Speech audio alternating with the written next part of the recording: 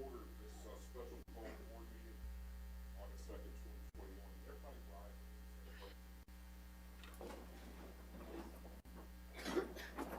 Pledge allegiance to the flag of the United States of America and to the republic for which it stands, one nation, under God, indivisible, with liberty and justice for all. Thank you.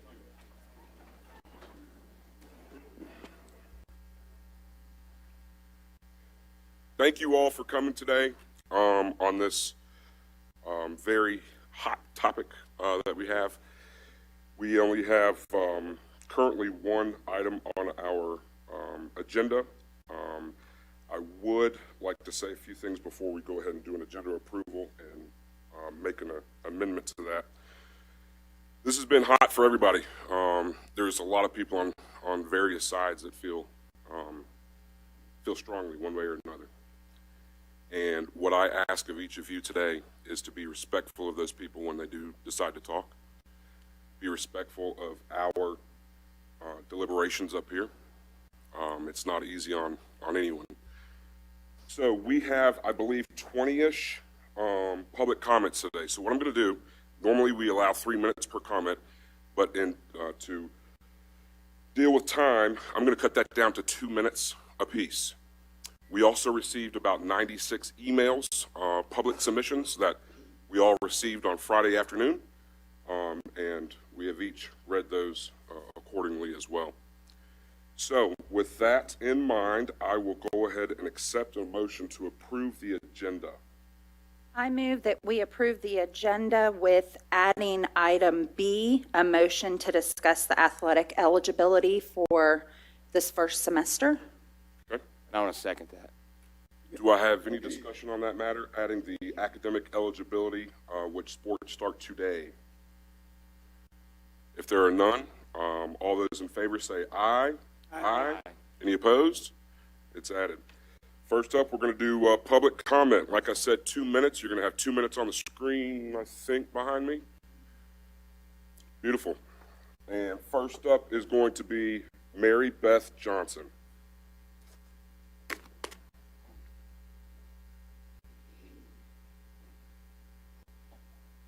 that on?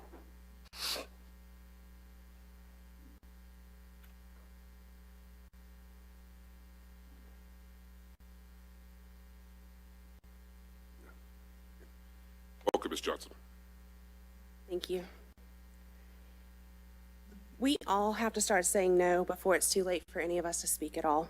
You might be thinking that this sounds dramatic, but I would counter by asking, what is your line in the sand? Because we all have one, and I can't go along with this plan silently for another second.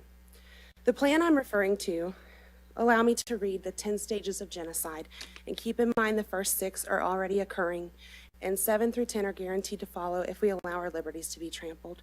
Stage 1 is classification, where people are divided into us and them, vaccinated, unvaccinated. Stage 2, symbolization, where people are forced to identify themselves. Think, you must wear a mask if you're unvaccinated, so we know you're unvaccinated. Stage 3 is discrimination, where people begin to face systematic discrimination. Think, only the vaccinated may enter. Stage 4, dehumanization, where people are equated with animals, vermin, or disease. Think, a recent quote from President Biden, quote, the unvaccinated are killing people.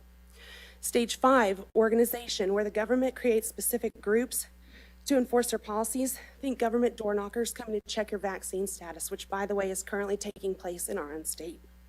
Stage 6 is polarization, where the government broadcasts propaganda to turn the populace against the group. Think mainstream media broadcasting, the unvaccinated are now our biggest threat. There's no denying that these things are happening. Stage 7 is official action, where the government takes official action to remove or relocate people. Think in the near future, perhaps, the unvaccinated must be relocated to keep the rest of us safe. Stage 8, persecution, the beginning of murders, theft of property, trial, massacres. Stage 9, extermination, the wholesale extermination of the group, where it's no longer considered murder because these people are no longer considered human. And finally, stage 10, denial, probably the easiest for us to wrap our mind around, where the government denies it's ever committed a crime. These are terrifying realizations, and it's not just about the masks. We all need to find our courage and wake up and hope it's not too late.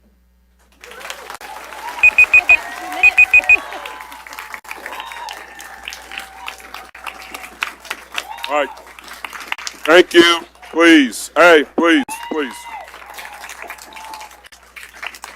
We've got 22 more to go, so here we go.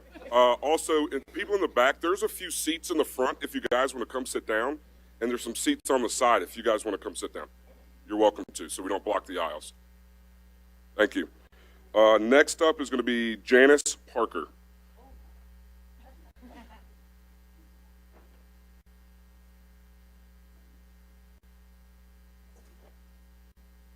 I assume this is on because last time I spoke it wasn't. Oh, I hear it. I'm here to tell the story of the Emperor's New Clothes. The clever tailors said, whoever is wise can see these clothes. Whoever is a fool cannot see this material. Well, that's just what's happening today. Our government has lied to us in the past about the AIDS epidemic. They have done things that, that weren't good for our health, like saying you can't tell someone if someone has AIDS. They have to be allowed to work in go to a doctor's office, go to a dentist's office, and yet it's proven that it was transmitted by blood. What is going on here today? It is our, I can't do this in 2 minutes. COVID is nothing new. There have been, the U.S. Department of Health and Human Services was involved in the funding of amplifying the infectious nature of coronavirus between 1999 and 2002, before SARS was ever detected in humans. This is from the Fauci dossier, and it is written by a company, a man who has been monitoring violations of the protocol for the prohibition of the use in war of bacteriological methods of warfare and so on. They've been following this all this time. It's nothing new. It's planned, and it has devious intentions, and you need to take your line in the stand and protect our children from having to wear masks and make your effort. Thank you so much. I want to give you this document. Who should I give it to? Next up is going to be Brenda Blaylock.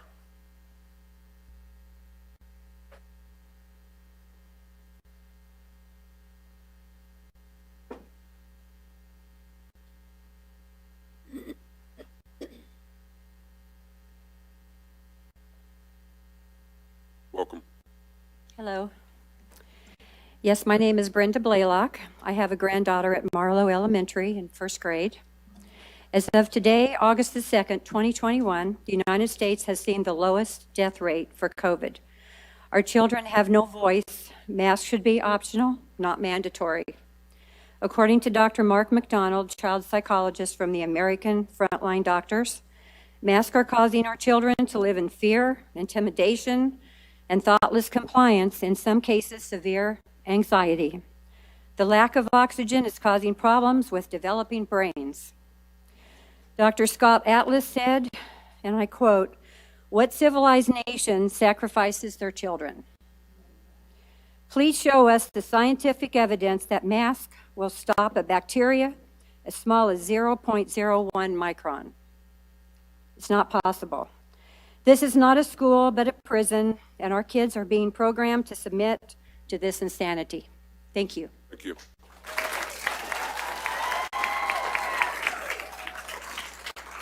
Next up is Bob Moskos. Sorry. Welcome, sir. Thank you. Thank you for giving us a chance to speak today. Yes, sir. I got a question to start with. How many of you on the board know of Dr. Michael Yaden? That's concerning. Concerning to me because evidently we're listening to the media. We'll listen to politically driven people who are absolutely lying to the American public. for you to know, Dr. Michael Yaden was the former vice president of Pfizer, former chief scientist at Pfizer. For the subject today of masks, he said that it is an outright lie to the American people to think that masks protect you or do any good, not only because of the way they filter, but for you to be a spreader, for a child to be a spreader to another child or to a teacher, they would have to have enough virus in them to be noticeably sick, weak, nasal issues, eyes. I looked around this room today, I don't see anybody here that fits that criteria. So why in the world would we mask our children at an age where they try to learn social skills, not be both audible but visual? Anywhere else in the world, under any other circumstance where we got daily 24-hour news, this would be child abuse. I have children that are grown, grandchildren out of college. I'm here today for these folks and their children, for the children of this country. This needs to stop. As educated people, I would hope the next time we ask that question, you would nod and you'd actually did your due diligence and look towards science, not politically driven people like Fauci, like CNN, and all of this mass hysteria. This is simply a virus. We've dealt with viruses all of our lives. Use common sense, stay away from the people that are sick. Parents, keep your children home if they're sick. And as teachers, as educators, send them to the nurse's office if you worry about it. Thank you, sir.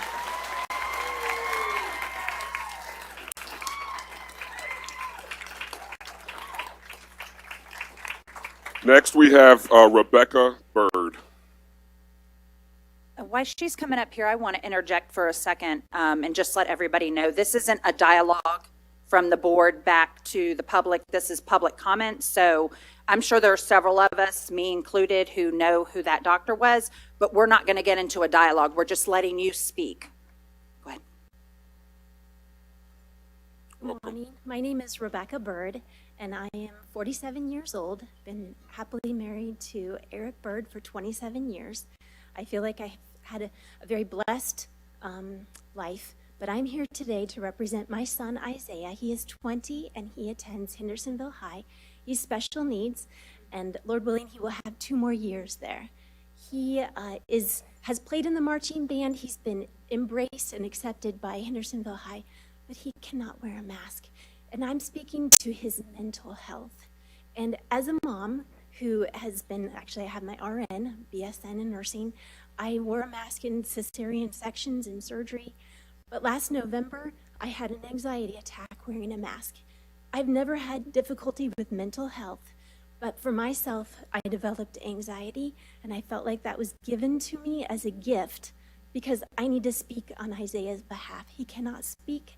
He cannot communicate the fact that masks aren't, he's affected mentally and cannot wear them, so I need to speak on his behalf. I don't want anxiety myself wearing a mask, but that was given to me as a gift to be able to speak on his behalf and say, please address the mental health of our children. You can't see that, and there's probably not very many studies that have affect mental health, but I really do believe that people, even 47 years old, and children are affected mentally by needing to wear a mask. So please take them off. Thank you, Ms. Bird.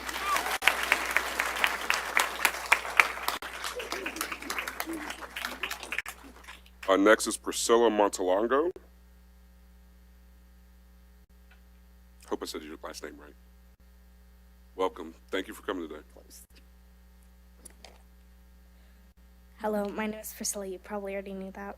And I'm going to start middle school. I've missed my friends because of the mask being required. I was virtual all last year, and it was getting harder to learn. I hated the mask because whenever I went to Boys and Girls Club, they made me wear a mask in gym and all day long. It felt like I was going to pass out most of the time. I've not worn a mask, and I've not been sick with COVID-19. I wanted to go to school with no mask, learn better, and see my friends. But it's all in y'all's hands.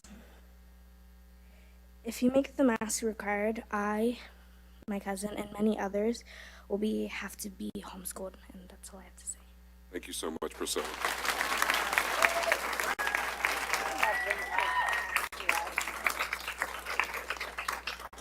Did a wonderful job. Good job. Next up is Barbara, MCINEVNEY. There we go. Oh, let's go with you. I know who you are. I know. What's up? I'd like to open by thanking each of you for your tireless work. I would imagine even in normal times, the position takes a great deal of time and responsibility, and particularly now, your role is challenging. If you visit the Henderson County Public School website, the very first sentence reads, Henderson County Public Schools is committed to providing all students the opportunity to learn and encouragement to succeed in a safe environment.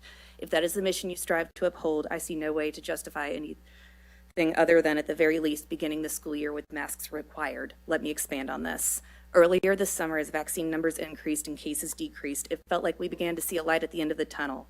Sadly, a combination of a new variant and misguided individuals too ignorant to get vaccinated led to the state we are in currently. To be clear, North Carolina and local numbers have gone up fourfold. Hospitalizations have tripled in the past month.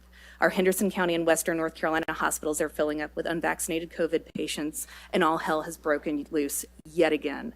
If we continue to give this virus bodies, it will continue to mutate, and we will continue extending this very avoidable crisis. Obviously, the first line of defense is vaccination. I could discuss this and the lack of uptake from our community on it, but that is for another time and place. What I'm here to make sure of is that masks are in place to protect the new vulnerable in our community, our children, particularly those under 12. If you won't listen to the health experts in the CDC, the American Academy of Pediatrics, listen to the state. If you won't listen to the state, listen to local leaders like Steve Smith and the local hospital systems, who recently wrote an op-ed dispelling the uneducated claims that vaccines and masks don't work. I need to skip ahead a little bit. I'm not just a parent. I also run a local manufacturing company. The decision to not mask in schools will crush small business. Let me explain. Even as an essential business that continued operating through shutdowns last year, we were hurt. Though we did have lost hours due to parent obligations, I cannot imagine what we'd be dealing with if masks were made optional for in-person learning. Classes will be quarantined regularly. Kids and educators will get sick and increase community spread. Parents will scramble to find help and panic about lost wages. Businesses already struggling to find employees will be an even more dire solution. Thank you, Barbara. Thank you. Hey, I would please ask, we are not going to interrupt our speakers. We're not going to do it. So please be respectful of everyone. Thank you. Next up is going to be Sarah Kim.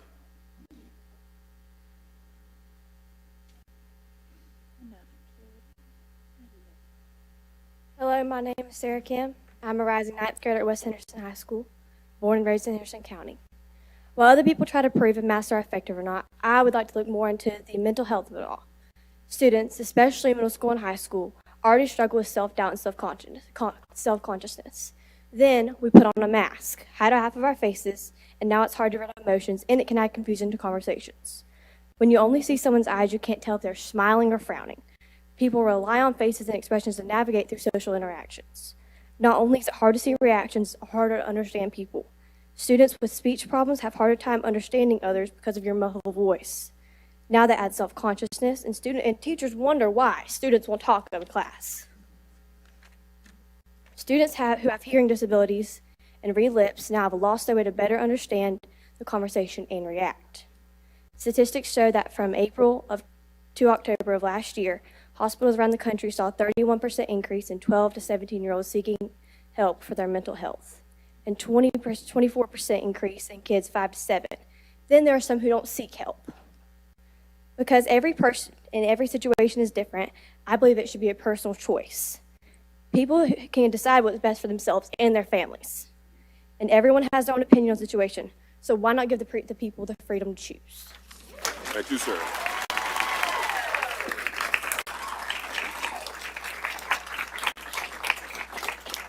Next is going to be Alyssa N.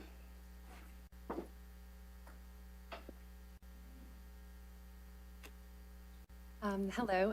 Thank you all for letting us speak today. I really appreciate it. I know this is a very difficult issue. So I'm a mother of two. I grew up in Henderson County. I went to Henderson County schools my whole time. I have one in middle school, one starting kindergarten. And I am also a nurse. I work on a medical surgical unit where I've been 6.5 years. I personally have taken care of COVID patients this entire time, so I'm well aware of what COVID is and the effect that it has. Go back 18 months or so when this started, no one knew anything. You know, we were doing the best that we could with what we had. Now, thank God, we know a lot more. We don't know everything. But what we do know is that children are at the lowest risk possible of getting this, thank God. The one thing that has brought me such hope and encouragement outside of my faith this whole time is the fact that children are not getting it. And as a parent, you know, your biggest concern is your children. I personally am not here to say we need a no mask policy or to point fingers, but I am here to advocate for every parent, saying that it should be your right to choose. You take your personal convictions, you talk to your healthcare provider, yourself, you make that decision, and that's completely appropriate for you and your family. No two households are ever going to raise children the same. We all are going to do different things. This mom may breastfeed, this one may formula feed. They're completely different. It's fine. We don't, you know, dictate that both infants are fed. If you look at the North Carolina Department of Health and Human Services, there were 0 deaths in Henderson County of anyone under the age of 25, and I thank God for that. That is encouraging, and I'm so thankful. I also want to look at the numbers really quick. It is proven that children have almost zero risk of even transmitting or having any negative effects, and so I just really want to say that I really feel like this should be an optional thing for the parent to decide for their children.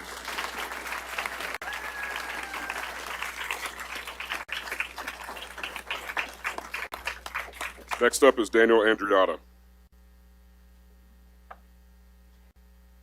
Welcome, sir. Thank you. Good morning, folks. I appreciate you allowing us to speak today. I'm here as a Henderson County native and so far a lifelong resident. I went up through the Henderson County public school system. I raised my 3 children in the Henderson County public school system. And as of this coming school year, I will have 2 of my 6 and soon to be 7 grandchildren in the Henderson County public school system. On this box of masks, where it says directions, it plainly states that it is for personal protection, meaning for the person wearing it. It does nothing for another human in the room. All right? It doesn't open and close like a shutter. If it can't get out, it can't get in. It also states plainly, after it says it was made in China, it states plainly not to put your hands on the inside of the mask. Do you know what 5- and 7-year-old little boys do when they go to the bathroom? Oh, I dropped my mask. I want to try yours on. Well, here, you can wear mine. I think that point's made. All right? Teachers are supposed to police this. How are they going to teach math if they're policing masks? In North Carolina, so far, some 25 or 26 counties have voted to make masks optional. That's 1/4 of the state. All right? The government cannot and should not ever, and you are somewhat an arm of that, get between parents and children. You can't do that. Even the Bible warns about crossing a mama bear regarding her cubs. Thank you. Thank you.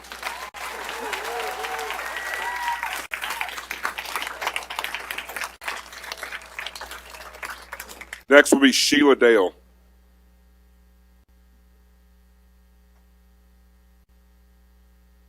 Welcome, Ms. Dale. I'll have to pick and choose. Yes, ma'am.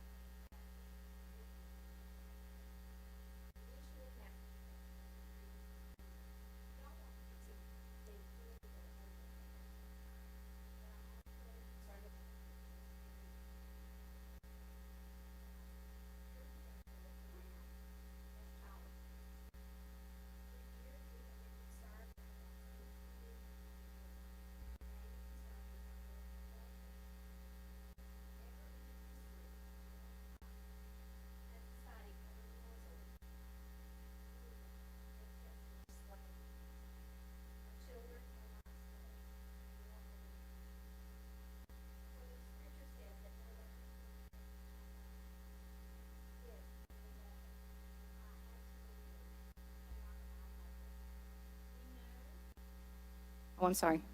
Thank you. We know that the irony, I was here the last board meeting, and the irony that sat before me was absolutely laughable were it not true. You had early college and you had the mask mandate. You also chose, the children that are going to early college were actually penalized for having academic excellence. Now we have children who are exactly 100% immune for this, being penalized and being made to wear this. Please choose wisdom over fear. Last board meeting was fear. Please choose wisdom. Thank you.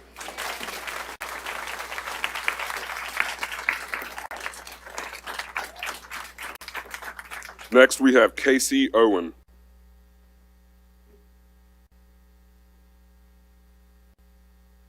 Hello, my name is Cassie Owen, and I'm a student teacher at one of the local elementary schools. This past school year was one of the worst school years I've ever had as a TA. I'm going on my 4th year, and this school year I'm also doing my student teaching. One of the years that's supposed to be the best of my life, my student teaching. And I'm asking you to please make masks optional so I can see my students' smiles. I want to see these kids' smiles again, and we cannot with masks on. As a kindergarten, as I'm doing my student teaching in kindergarten, it is very important for us to be able, and students to be able to see our lips so they can learn how to form sounds, how they can form the TH, the SH, the F sounds. They have to see our lips. There are many times in the morning and the afternoon I would sit in my car crying for my students because they would look me in the eye with tears running down their face saying, I cannot breathe, I cannot breathe. And all we could do for these students was take them out for a mask break and say, I'm sorry, there's nothing we can do. But there is something we can do. We can make masks optional. It breaks my heart seeing these kids have to wear masks and them just looking at you saying, I cannot breathe. I cannot breathe. The mental health, we are preached as teachers, mental health. Mental health. And what are we doing to their mental health? The stress and anxiety these masks have caused on teachers and students. I have had anxiety now because of these masks. Because I have asthma and I cannot breathe with these masks on. Everybody is different. These masks have affected people in different ways. But what can we do? We need to stand up for our students and make these masks optional for teachers and for students. It's time to... I have a friend here that these masks has caused major health problems on her life. Something she's going to live for the rest of her life. Thank you.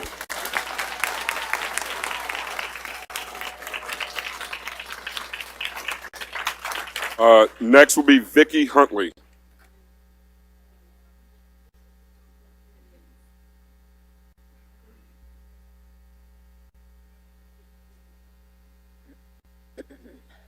Welcome, Ms. Huntley. Good morning. I want to talk about my daughter, Maisie.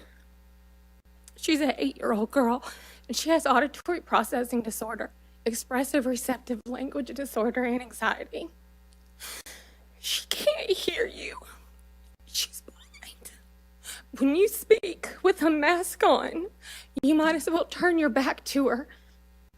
Imagine sitting in front of your peers right here, and they're all talking to you, and you don't know what they're saying, and their back is turned, so you don't know how they feel.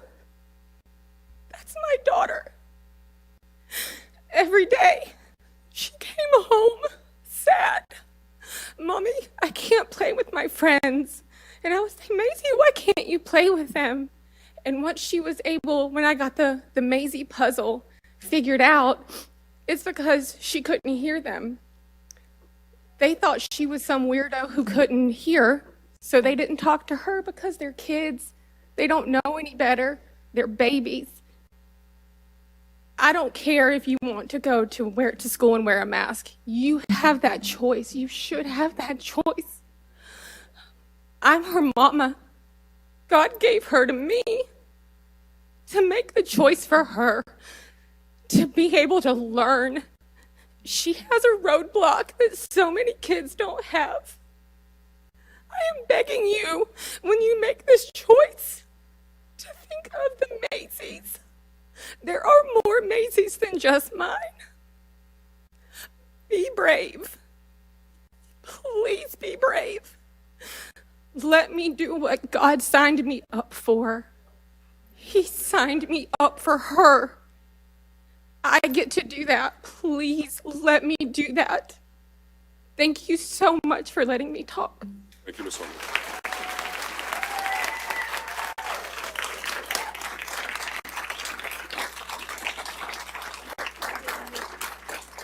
Real quick before the next one, Matthews, the mics are working.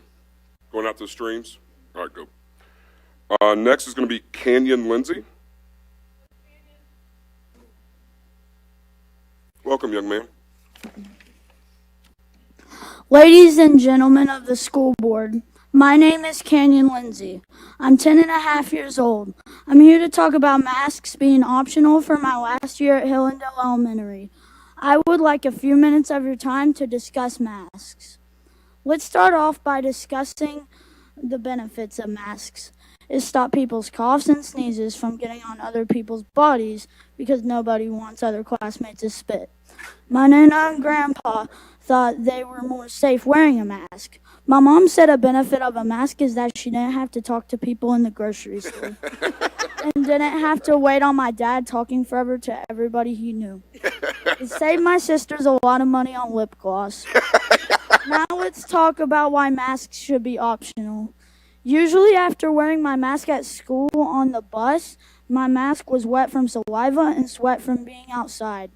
My chin stayed broken out in a huge rash. And then when I played football, my chin guard rubbed my rash and made it even worse. By my own self-experience, I have allergies to grass and pet hair. One day I was playing outside in the grass with my dogs because I was bored, and I was rolling in the grass with my dogs. Later that night I was itching, and I forgot to take my allergy pills.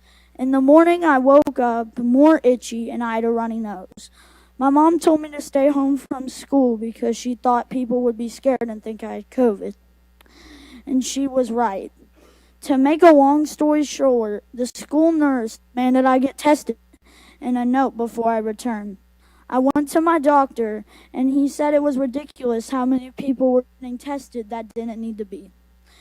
He tested me and said it was allergies, wrote me a note, and told me to return to school the next day.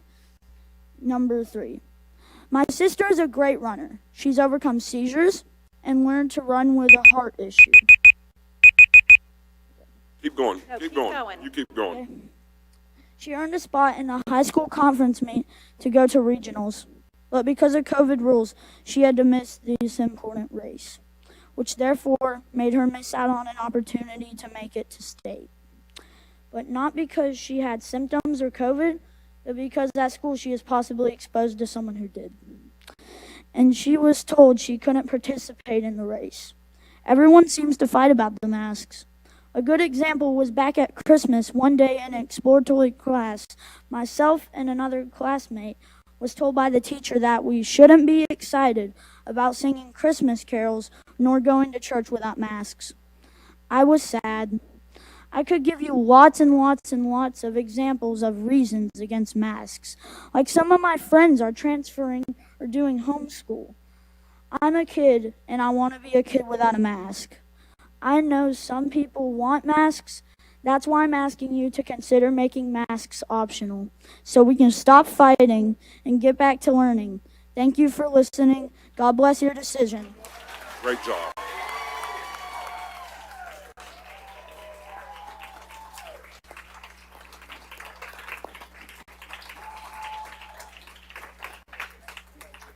That was a great job, young man. Great job. Next, we have Brooke Ballard.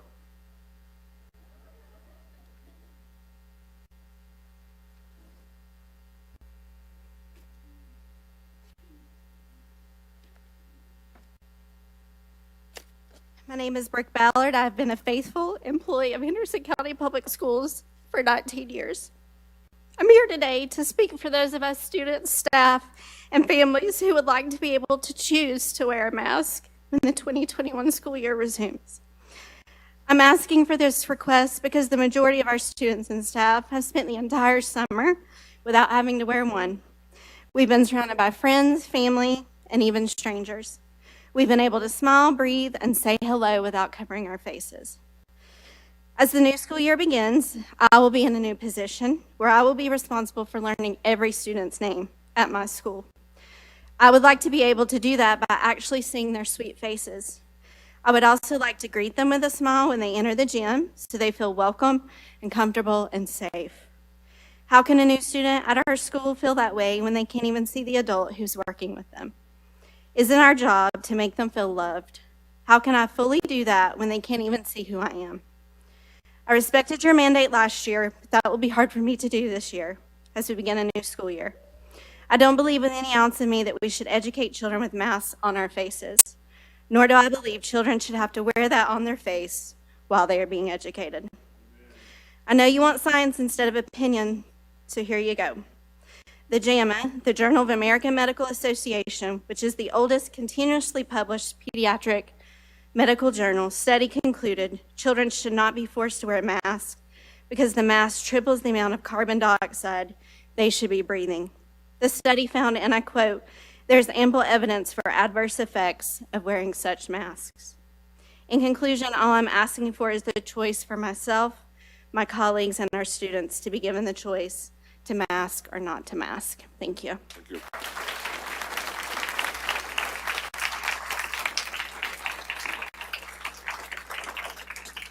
Next, we have Vance McCraw.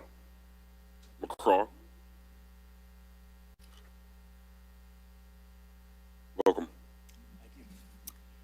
Thank you for the opportunity to speak today. The last 17 months have been difficult for everyone. During that time as a healthcare professional, I have worked in over 1,300 hospitals across the Southeast.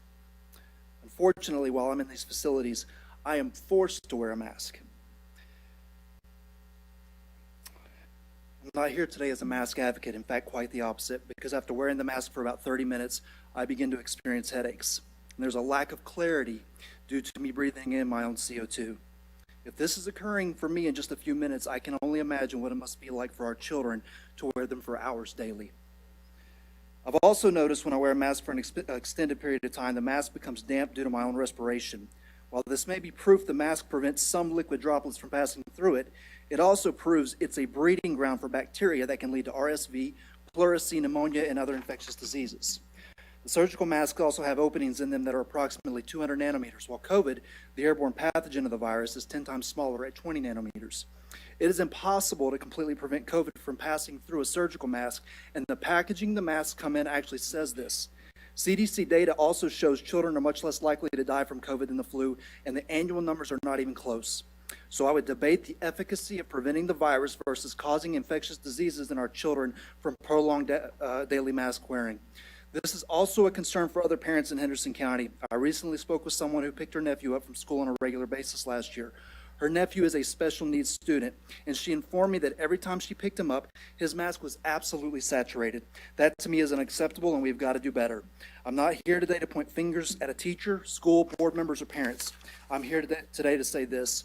We as parents are the children's guardians, not the state of North Carolina, not Henderson County Public Schools, and as much as I respect each of your positions on this board, not the Board of Education. I would ask you to put the burden of our children's health and safety at the feet of the parents where it belongs. The parents know what is in the best interest of the children. I would never put my children in harm's way or anyone else's child for that matter, and I believe wearing masks for hours daily is more detrimental to their health than not wearing them at all. I would ask you to make masks optional and for the parents to choose what is in the best interest of their child. Thank you, Mr. McCraw.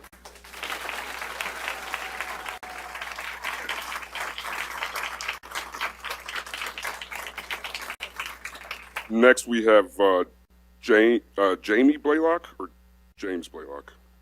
James Blaylock, sorry.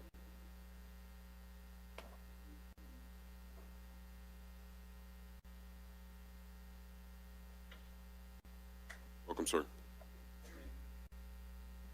I am not here to make the case for masks. I think that case has been made. I think it's overwhelmingly been made. I am here to point out that each and every one of you are elected officials. You were elected by us. You were elected because you touted your educational intellect, your integrity, and your high moral character. I implore you to use that in this case. Look at the science. Your intellect tells me that you think you can decipher information. Get the information. Do you look at it? I don't know. If you decide to not use those characteristics in you and mask our children, I request that each and every one of you submit your resignation. And if you don't, we're going to fire you next time around. Period. Thank you. So I had to say.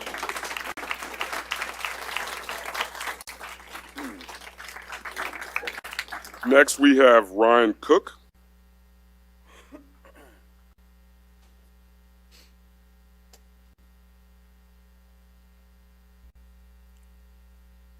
Welcome. I hope you don't mind. I know it's not a dialogue, so if it's public comment, I'm gonna make my comments to the public. Whatever you like to do, sir. All right, let's see here. All right, look, it ain't left and it ain't right. It's time to be above. It's time to be above. And how do you do that? When I was a teacher, I didn't teach them what to think. I was an English teacher, reader, love reading, proud reader. It's how to think, critical think. Pathos, right? That's all we get. That's all we get is pathos, which is emotion, fear, right? You're going to kill grandma, right? I'm hearing logos and ethos, right? We're using logic, we're using ethics. And when you start thinking like that, you get above. You see bigger picture. There's more stars in the sky than there are grains of sand on all the beaches in the world. We're arguing about masks. This is something bigger, people. There was just the biggest transfer of wealth in human history this year. You got to see the signs. Get with your family, get with your friends and community, and just start talking. What's important to you? The tears are real. I see it. That is love. We need the biggest transfer of love in history back into our hearts. I miss teaching. I gave my resignation right when they shut it down last year. I'm a proud reader, and when you know your history, you can see your future. God has a very big plan, and we're all part of it. So I'm talking to you because I've been part of this long enough to know decisions have probably already been made. So we have to get with our families and start making decisions what's best for us. Whether it's food, water, that simple, or just what happens when our best friends start having to leave their jobs because of moral high ground. Thank you, Mr. Cook. I love y'all. Look at that.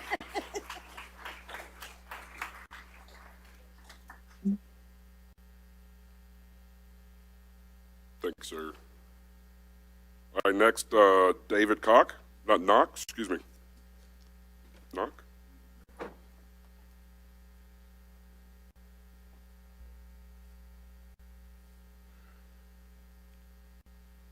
Morning, everyone. Recently, there's been a lot of controversy over graphene oxide and mass swabs and the shot. A report came out of Spain early in July stating this study. There was a prior report in April 2021 published from the Health Canada on July 16th that discovered certain masks had graphene oxide nanoparticles.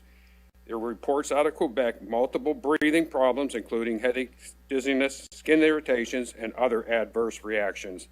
These were only the visible effects. Since then, Health Canada has acknowledged the presence and made a statement. Face masks which contain graphene oxide may pose a health risk. There is a potential that wearers could inhale graphene particles from some masks which pose a health risk. I would caution anyone wearing a mask of this possibility. The majority of the masks are manufactured overseas and do not list their composition. Where is the guarantee of safety? This should be a personal choice considering risks with informed consent. On the other hand, the CDC Foundation is a nonprofit receiving funding from institutions, universities, and worldwide billionaires. The FDA in 1992 no longer was funded by the Treasury Department, but outside funding from pharmaceutical companies. The cost between $2 and $4 million is to speed up the process for their approval. The FDA and CDC Foundation no longer work for the public. How can you trust their recommendations, being no longer they're working for the people, but for those who fund them? Thank you.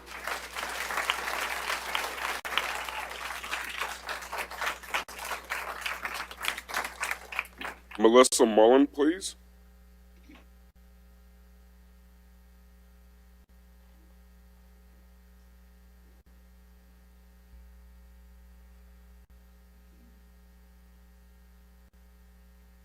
Welcome. I prefer keeping my mask on. Please, whatever you like. I have two kids, a 26-year-old and a 16-year-old. I know a lot of people are against masks. I am vaccinated. My 16-year-old is vaccinated. She was kept home when this outbreak started. Was not easy with a 16-year-old, especially being in high school. She's excited about going back to school. I'm not. I'm very scared. My 26-year-old is not vaccinated. He has health problems.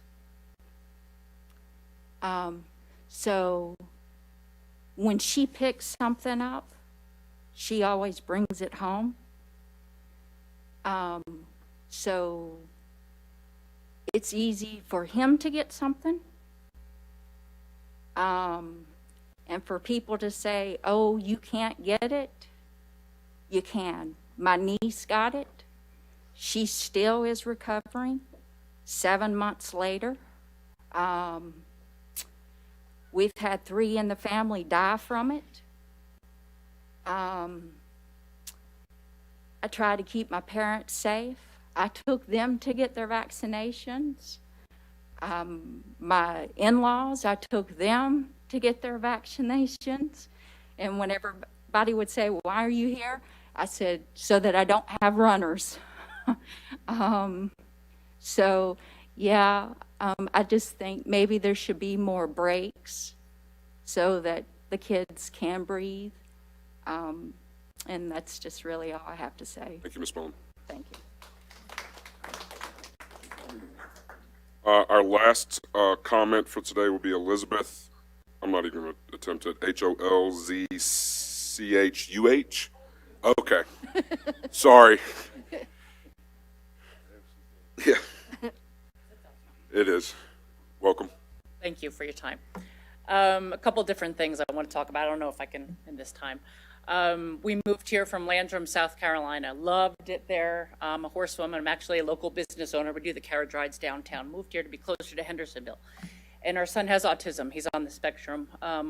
We moved him also here because we were so glad he finally got a spot at Fernleaf Community Charter after 3 years of trying to get in a lottery system. First year here, it was online, virtual. Does anybody know how hard it is to engage an autistic kid online? Does anybody know? It is extremely difficult. Then he finally gets to go back. We have made such great progress over the years with our artistic sin. He finally gets to go back and he's made some friends and he has to wear a mask. And he hates it and he cries to me every day that I pick him up. He cries. He's chewed a hole in his mask. His anxiety is through the roof. What do I do? This is a child that finally loves to learn. He's not in a self-isolated classroom. He's with neurotypical peers. He's learning. He's progressing. He'll be 10 in a week. I am not sending him back. We live on a farm. I am going to homeschool. When has socialism and communism been accepted in America? When has it worked? Does it work in Venezuela? Did it work in Germany? We are repeating history. Does anybody like Hitler? How was Hitler as a ruler? What did he do to the Jews? We are repeating this. And if you all decide to do this to our kids, we are repeating one of the biggest atrocities in the world that we allowed to happen. The Spanish flu lasted a year in 1919, a year and a few months. You're telling me that a virus breeds in 90-degree heat with all the medical technology that we have now? This is a farce. We are being censored as Americans. We are not allowed to have a voice. It is pathetic. Stand for what is right today.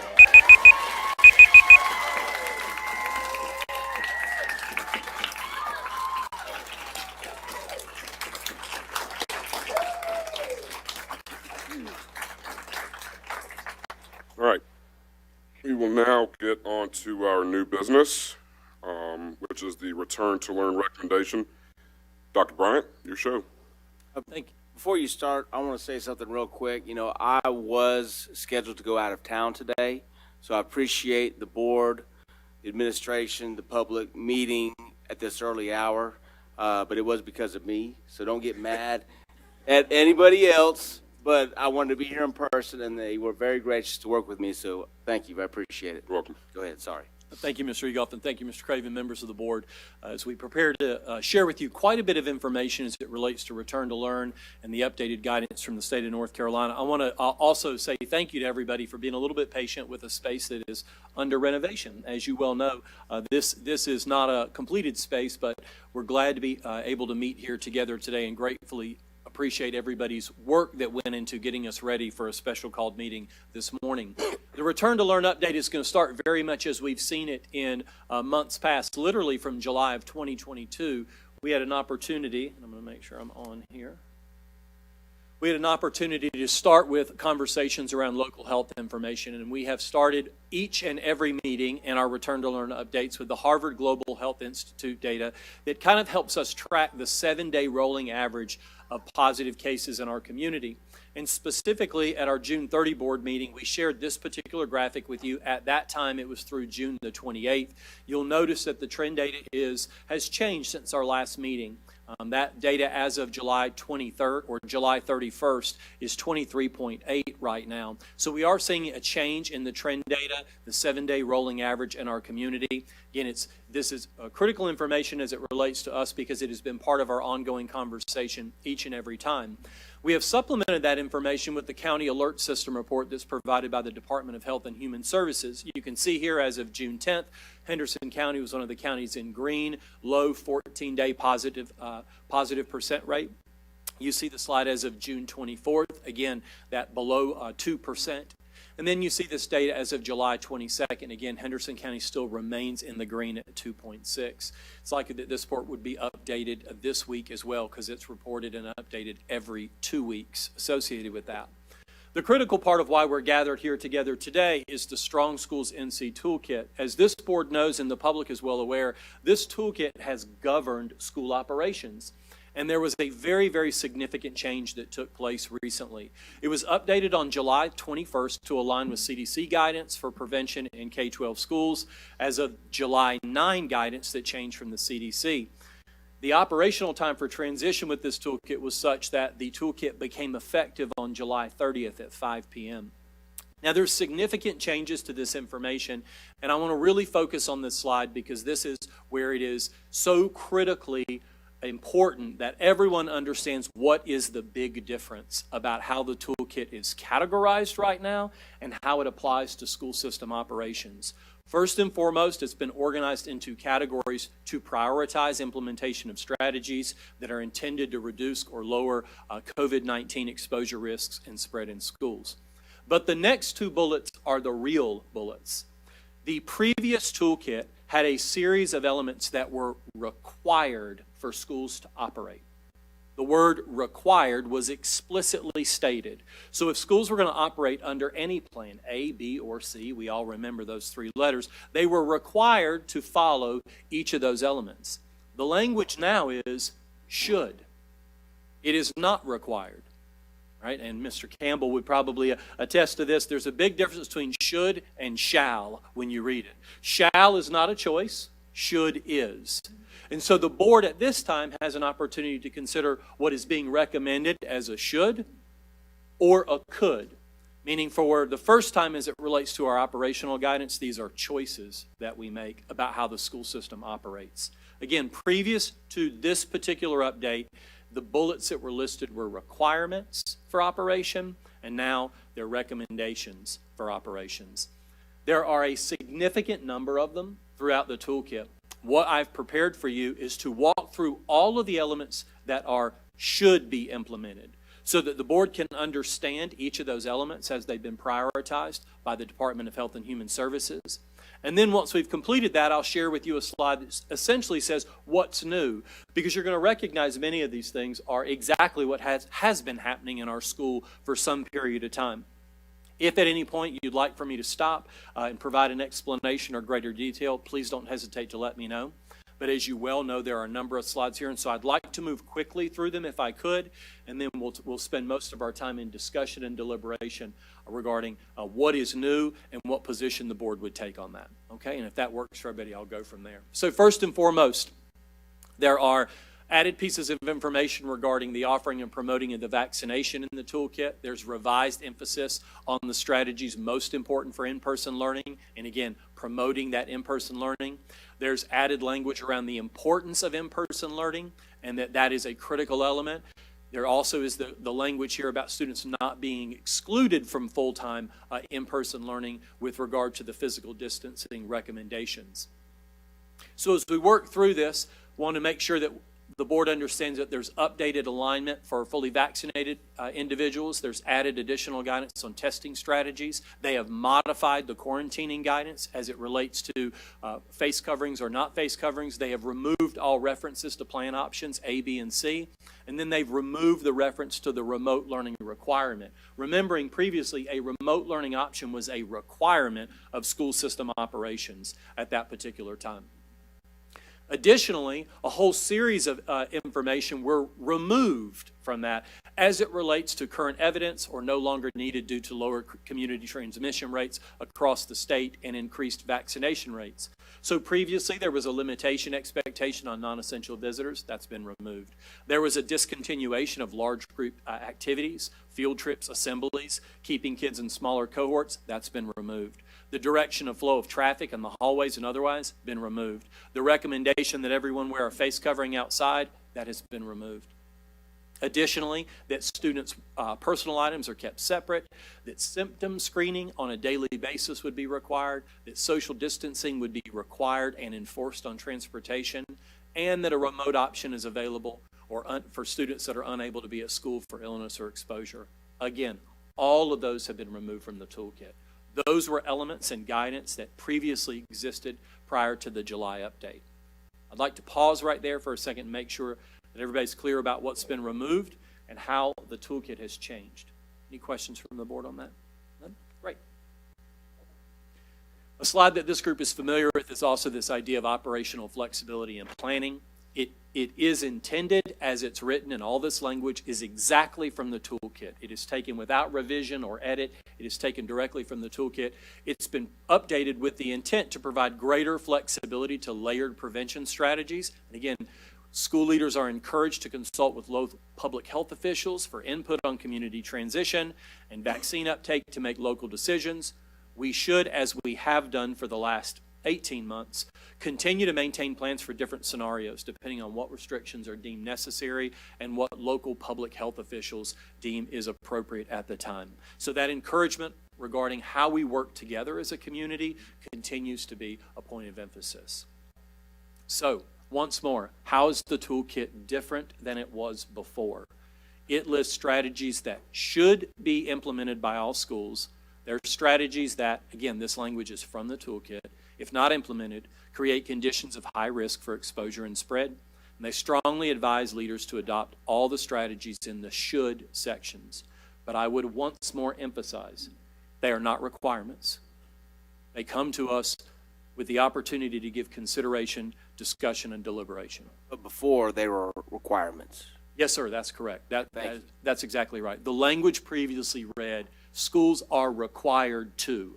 And in order that we were open and operating for students, we had to do those things. Thank you. I think some people are not quite sure of that, but it was required last time. That's correct. That's correct. Yes, sir. In order for us to serve students for in-person instruction, we had to follow that list of guidelines. Yes, sir. Thank you, Mr. Egoff.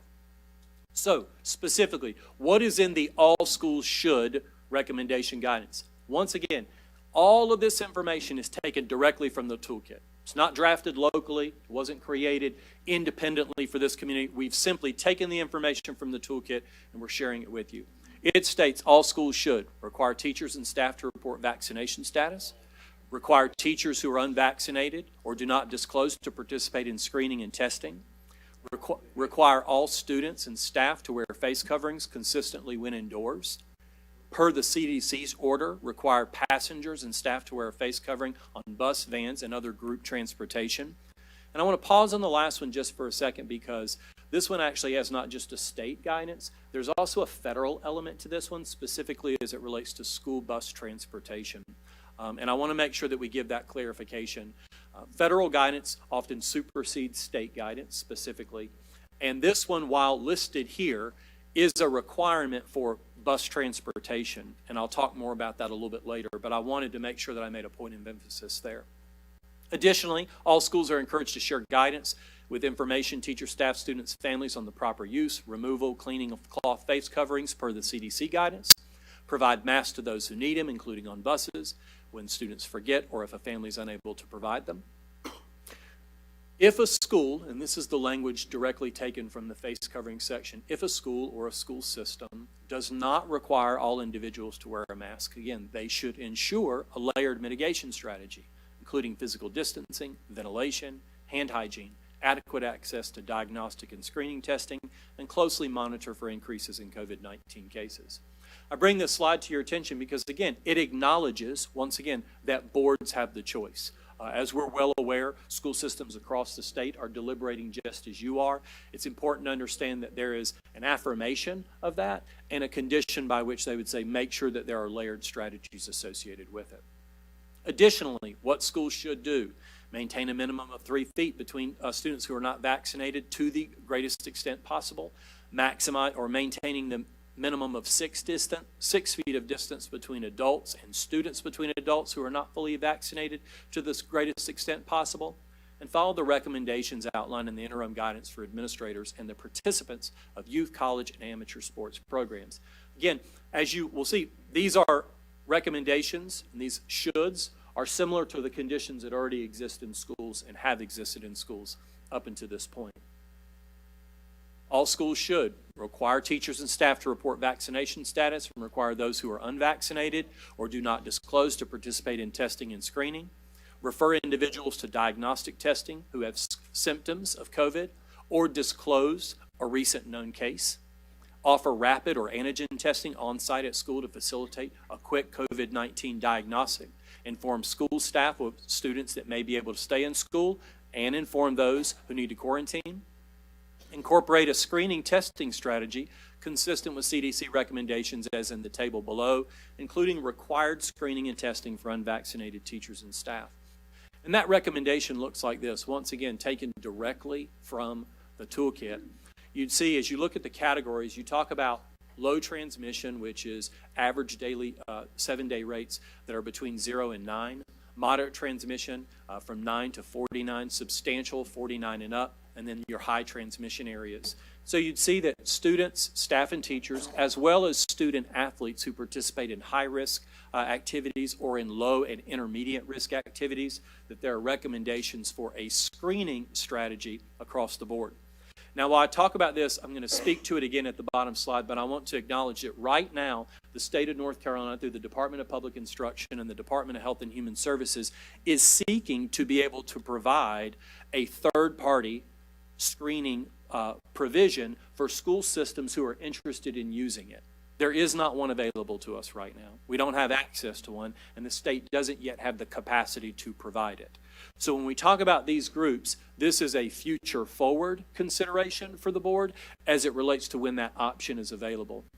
All school systems in the state had an opportunity to provide a response to the Department of Public Instruction and Health and Human Services to say, are you interested in having access to a screening resource if one were available to you?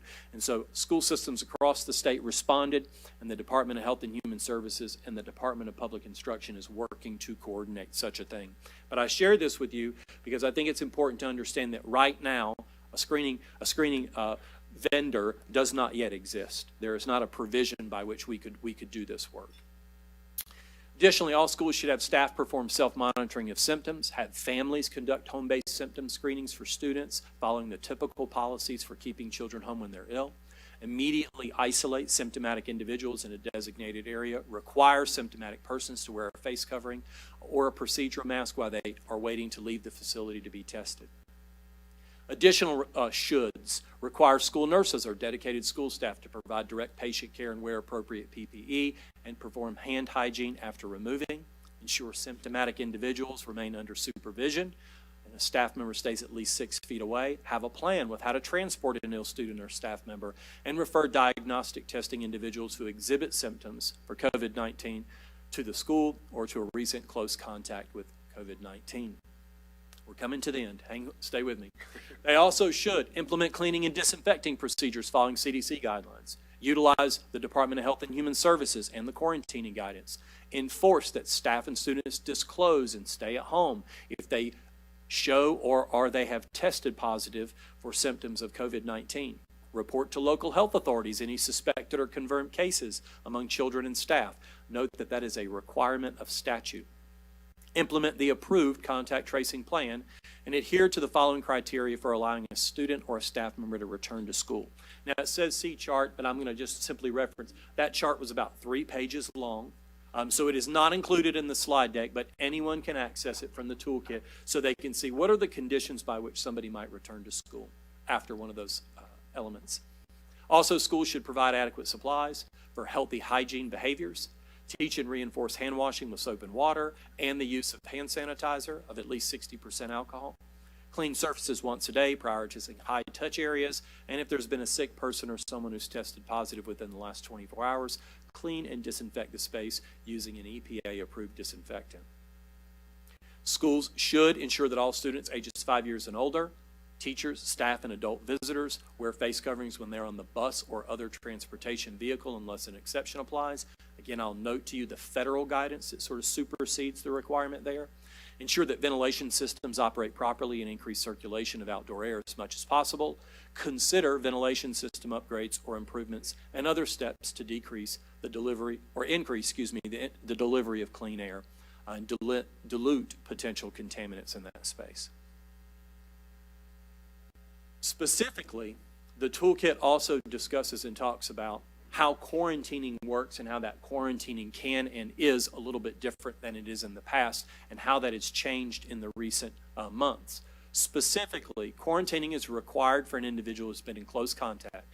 That's within 6 feet for at least 15 minutes, cumulatively over a 24-hour period. That's not new. But there are now 3 exceptions to that quarantining guidance stated here. The first, individuals who are fully vaccinated and do not have symptoms do not need to quarantine after close contact. It's one of the most frequent questions we get right now about quarantining guidance.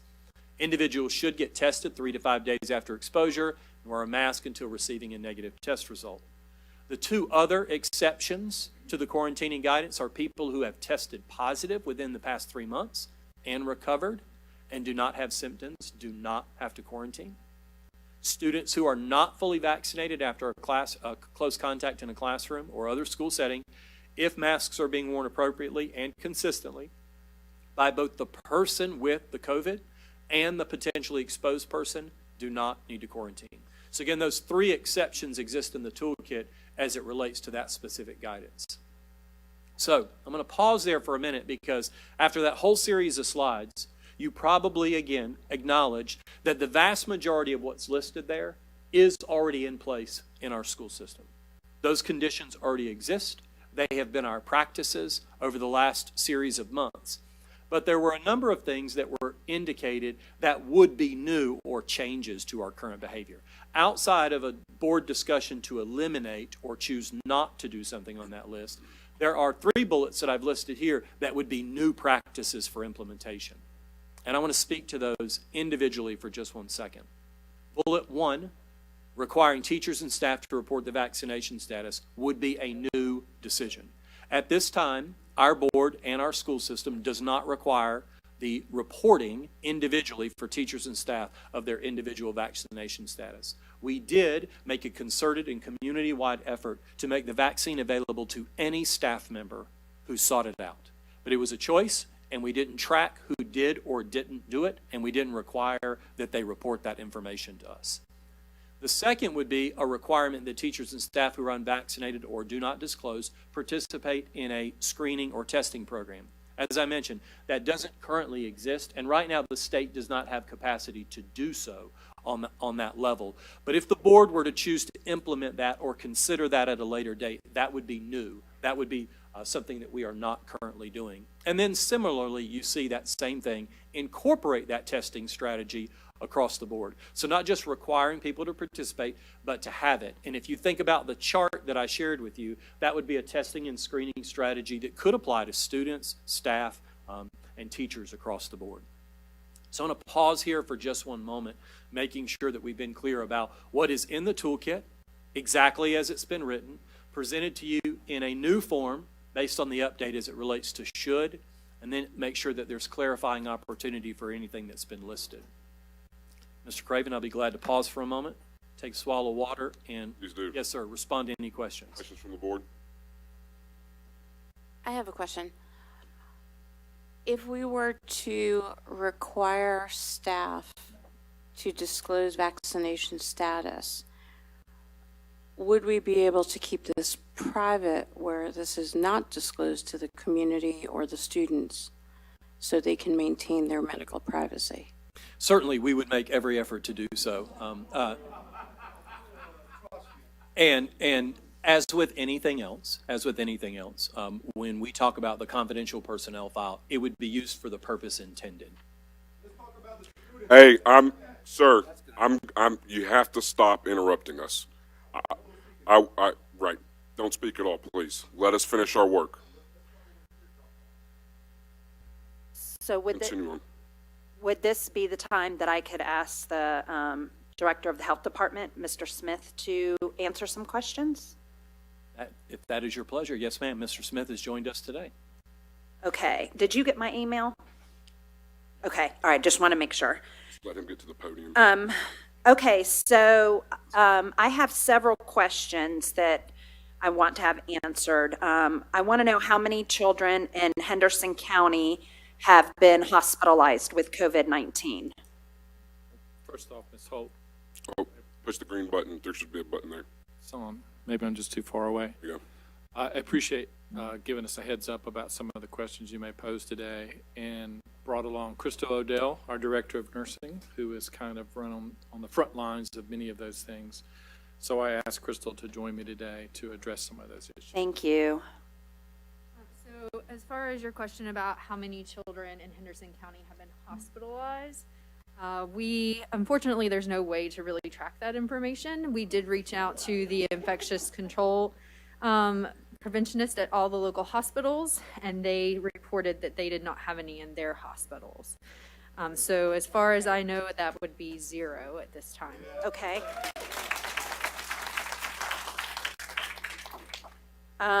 So my next question was how many children in Henderson County have died from COVID-19 since the pandemic began? So that is trackable, and I can tell you that that number is 0 at this time. Okay.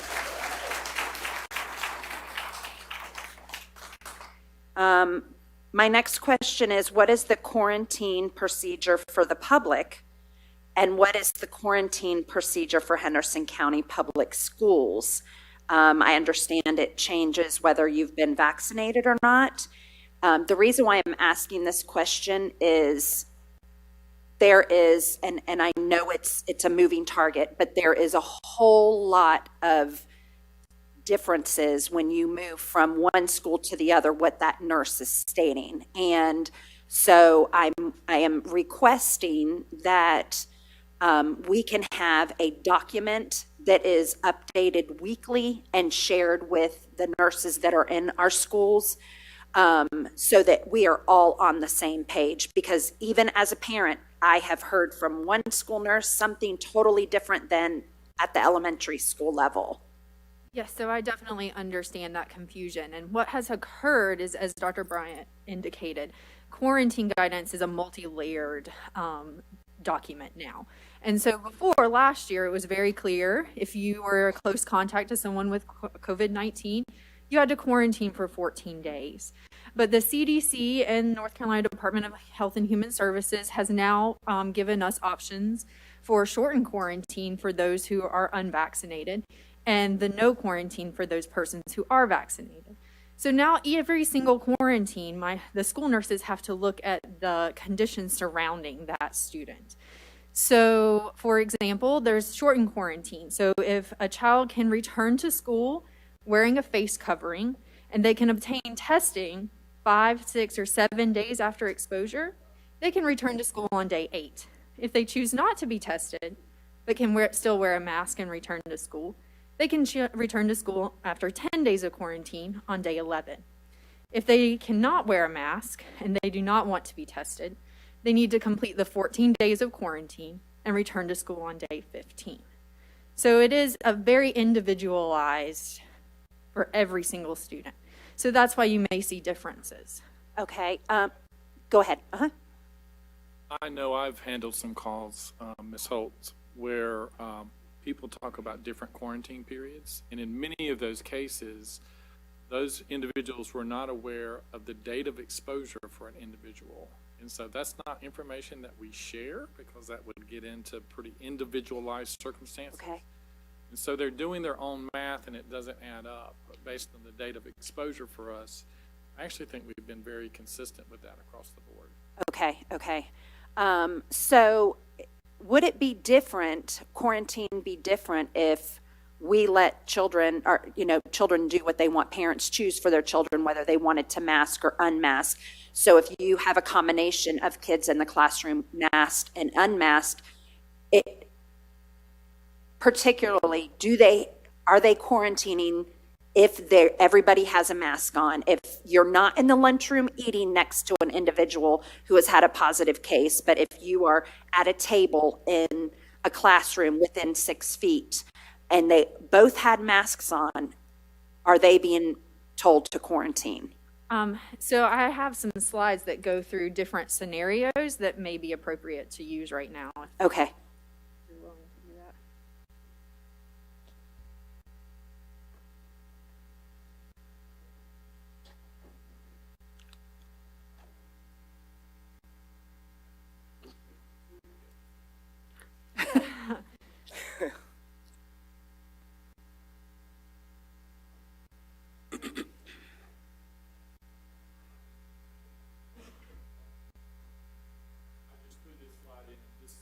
Just showed some of the trend rate, but we really want to show you the quarantine and isolation. Okay, so this is just basic scenario of if the person who tests positive is wearing a mask, and the people that were exposed, so that's within 6 foot for 15 more minutes, and it's cumulative over that person's infectious period.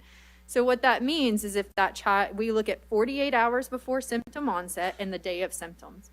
So 15 minutes over possibly 3 days is what's considered a close contact. But if they're both wearing masks, there's no quarantine required.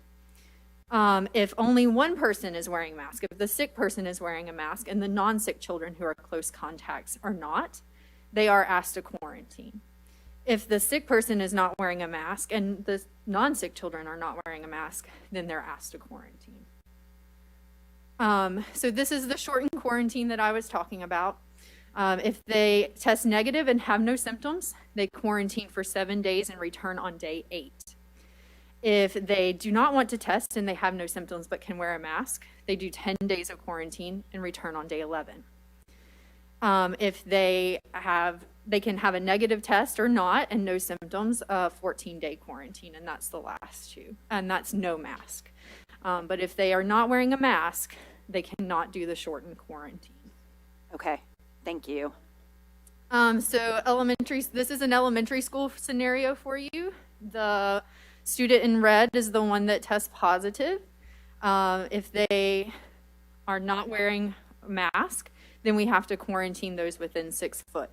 I would say for elementary school, this is a very conservative estimate. It depends on the age of the child. Older children are going to sit still at their desk, so it'd be very simple like this, what your quarantine would look like. I don't think anyone expects a younger child, 5 or 6, is going to sit at their desk all day. And so then my school nurses are put in the position of talking with the teachers and trying to understand that child's activities and determine what children need to be quarantined. So it's a very individualized scenario. So if, though, all of the children in the classroom are wearing masks and the sick kid is wearing a mask, then the only person who has to go home is that child who has tested positive for COVID-19.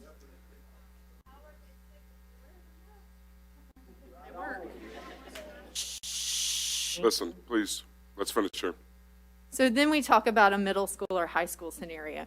And this is the individual classroom level.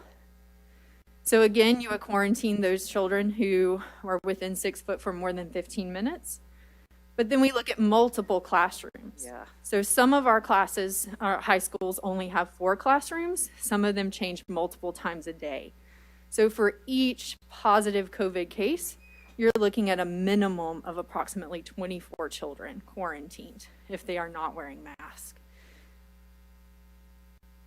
So again, if they're all wearing masks, you still have only the one student who has tested positive who has to stay at home. Okay.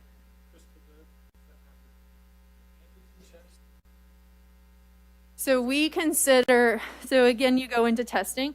Dr. Bryant indicated a difference between antigen testing and diagnostic testing.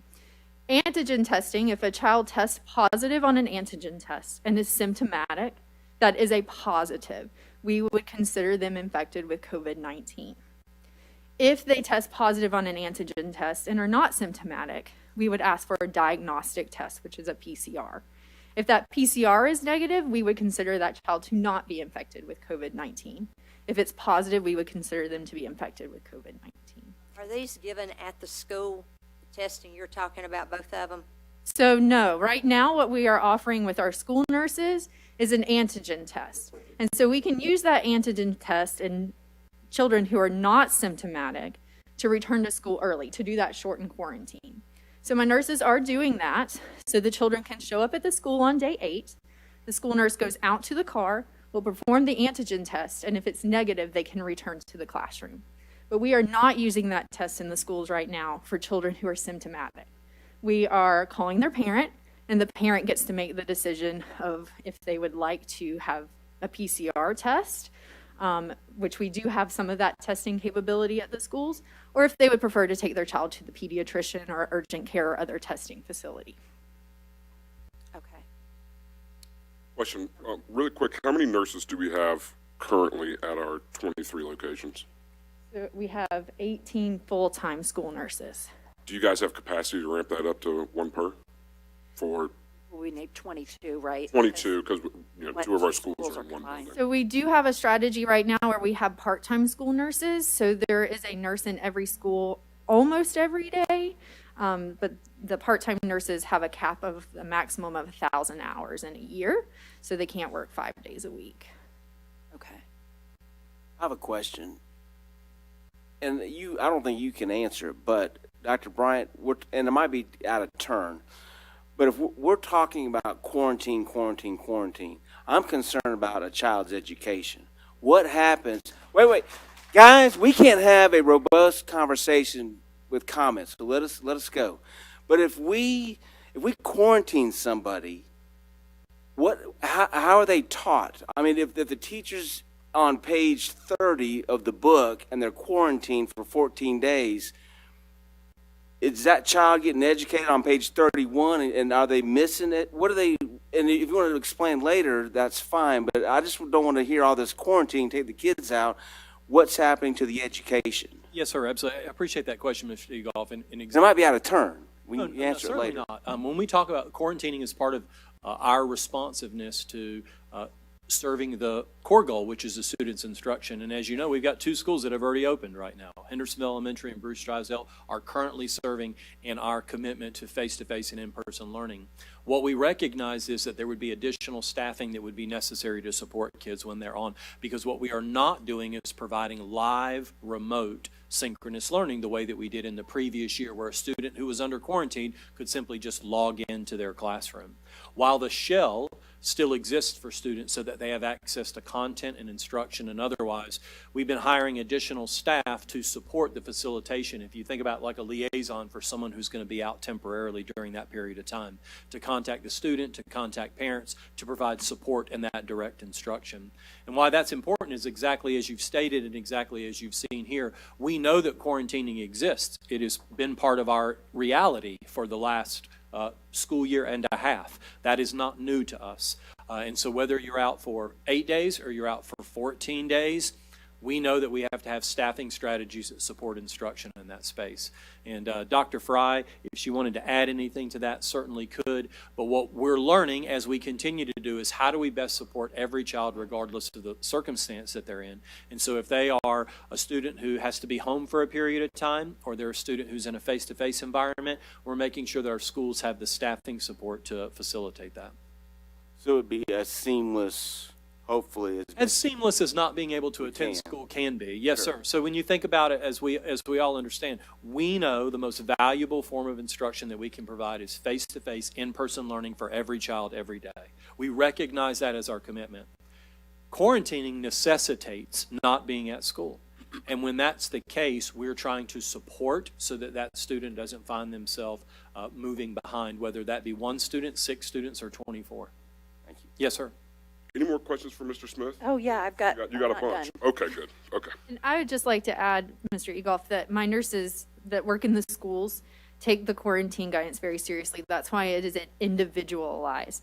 They do see that sending a child home, it's disruptive to both the child and the family. So they very seriously look and speak with the teachers and talk with the child and make sure that they are quarantining as few children as they possibly can. Thank you. Okay, I have 2 more. Is it possible that there will be another variant of COVID-19 like we are seeing with the Delta? And would that be considered kind of like what happens with the flu every year? So I think that with the flu every year we see minor deviations. And the vaccine, for the flu vaccine each year, is somewhat tweaked at times to accommodate for those variations. What we see with COVID-19 is, yes, there's a possibility of more variants. As long as there's substantial virus spread in a community, once that virus enters your body, it can replicate millions of times and create a variant. So until we're able to get the amount of virus in our communities down, there's always a possibility of a variant. Okay, so we possibly could be looking at this for a whole nother year. There's no timeline. Whatever, there's no telling. There's no timeline. Okay, and then my last question for right now is a student under 18 required to have a signed permission slip by their parents in order to receive a vaccination at school? Meaning, in the past, when we did flu vaccination clinics, the children had to bring in a signed permission slip. I am aware that there is a state statute, have zero clue why, but there's a state statute that children over 12 and up to 17 can consent to receive their own vaccinations. My issue is this board and that administration are charged with these children. In order to let them walk from Bruce Drysdale down to Kilwins, we have to have a signed permission slip from parents. In order for them to participate in water days, we have to have their parents' permission. It is beyond me why we would allow a child to receive a vaccination and put something in their body without permission from their parents. Now,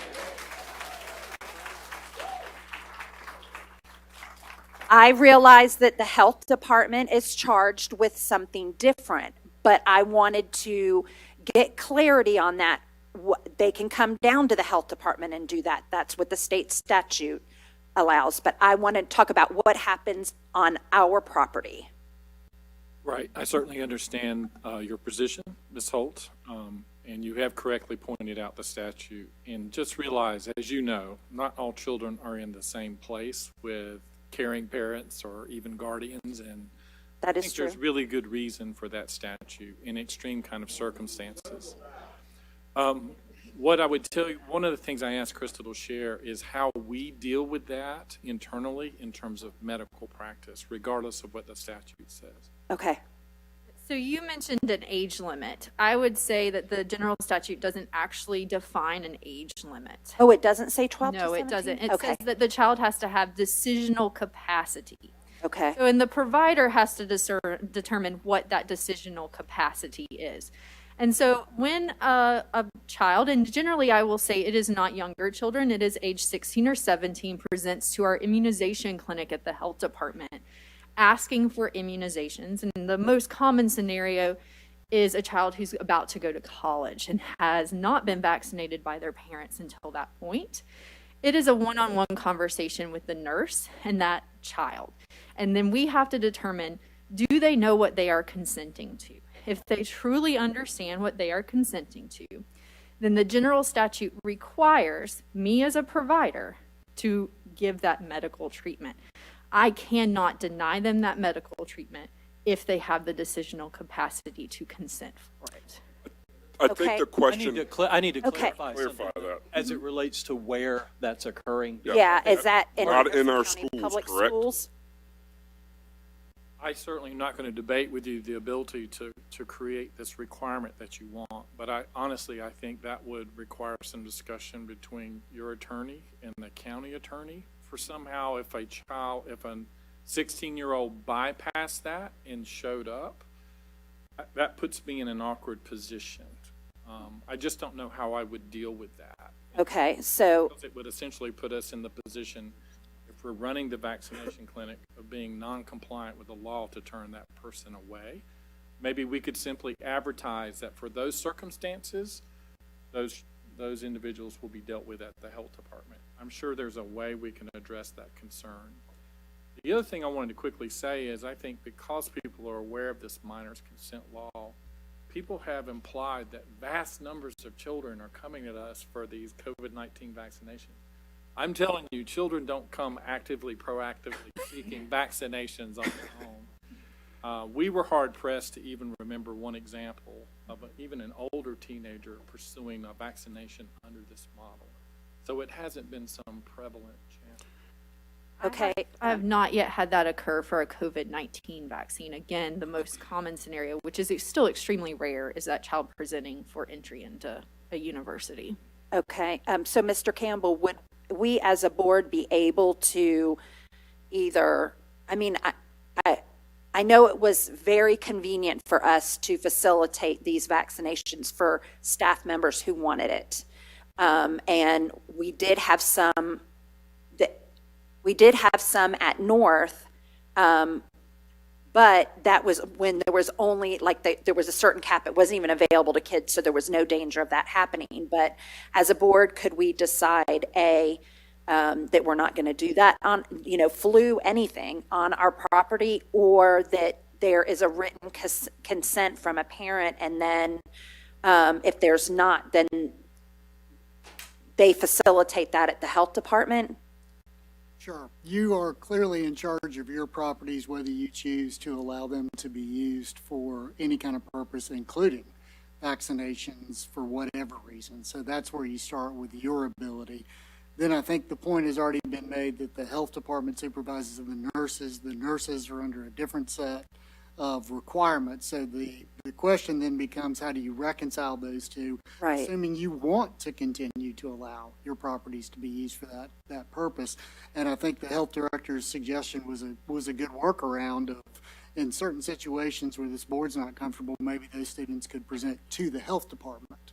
And that could be an issue between the health department and those individuals. And that would not be something, so on campuses, it would be pursuant to parent consent. Okay. I don't see that as something you've got to necessarily take a vote on. If we have a little time to look into it, and I'm happy to have those conversations with the county attorney. Absolutely. Okay, perfect.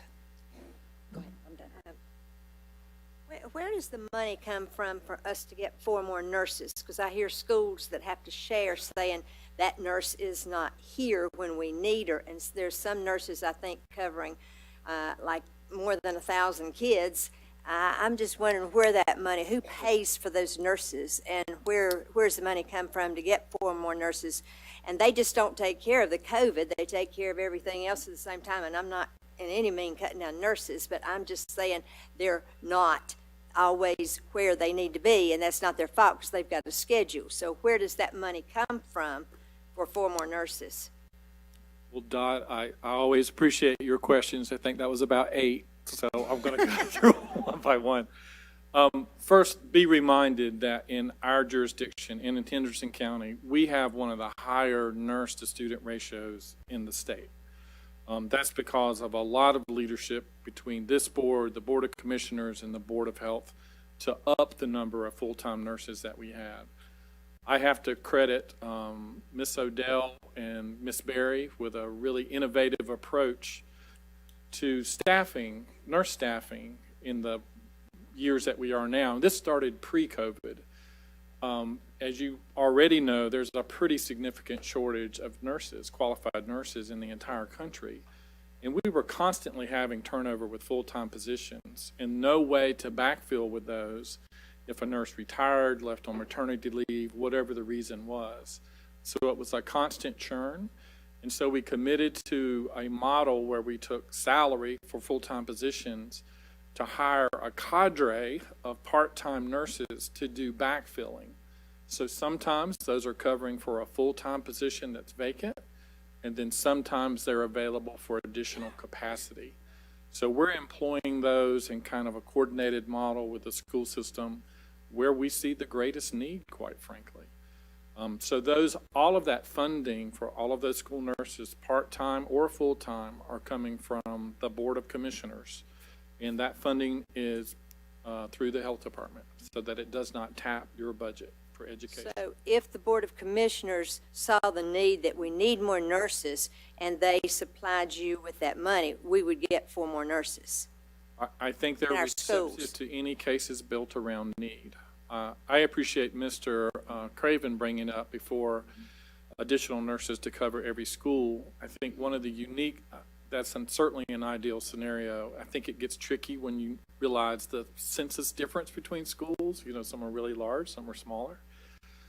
But one of my concerns with COVID-19 and the particular Delta variant that we're challenged with now is you could anticipate a scale of cases particularly if masks are made optional, that I'm not sure even one nurse dedicated to a school could handle the volume. So that's one of my practical concerns. You know, and are you talking about staffing that we might need today in the weeks ahead, or full-time in more normal times? I think those are different answers. Either way. I mean, I'm concerned about the kids at some schools where there's take North. I think North and Apple Valley's together, right? That's over 2,000 kids with one nurse. And that concerns me, and probably the other high schools may have somebody too. I don't know how the other high schools operate, but I'm just, I'm saying if the county commissioners decide the money was there for this, then we could get more nurses, a nurse at each school. And those nurses take care of so many things, not just COVID. So. Yeah, and there are some subtle differences. Blue Ridge Health also supports the school system with school health programming related to their school-based health centers. So sometimes, in like the example you mentioned, there's a different kind of capacity that helps support some of that. So there are a lot of different things to consider. I think, though, bringing that up, the nurse conversation on a regular basis is more of a discussion we need to have with the county commissioners ongoing about our local budget. But I would think that our ESSER funds would cover hiring 4 more additional nurses, in the meantime while we're dealing with COVID. So, I think it's important in the non-emergent times of COVID. It's too risky to not have. I had my foster daughter had a problem breathing at school like 2 weeks ago where oxygen was very low.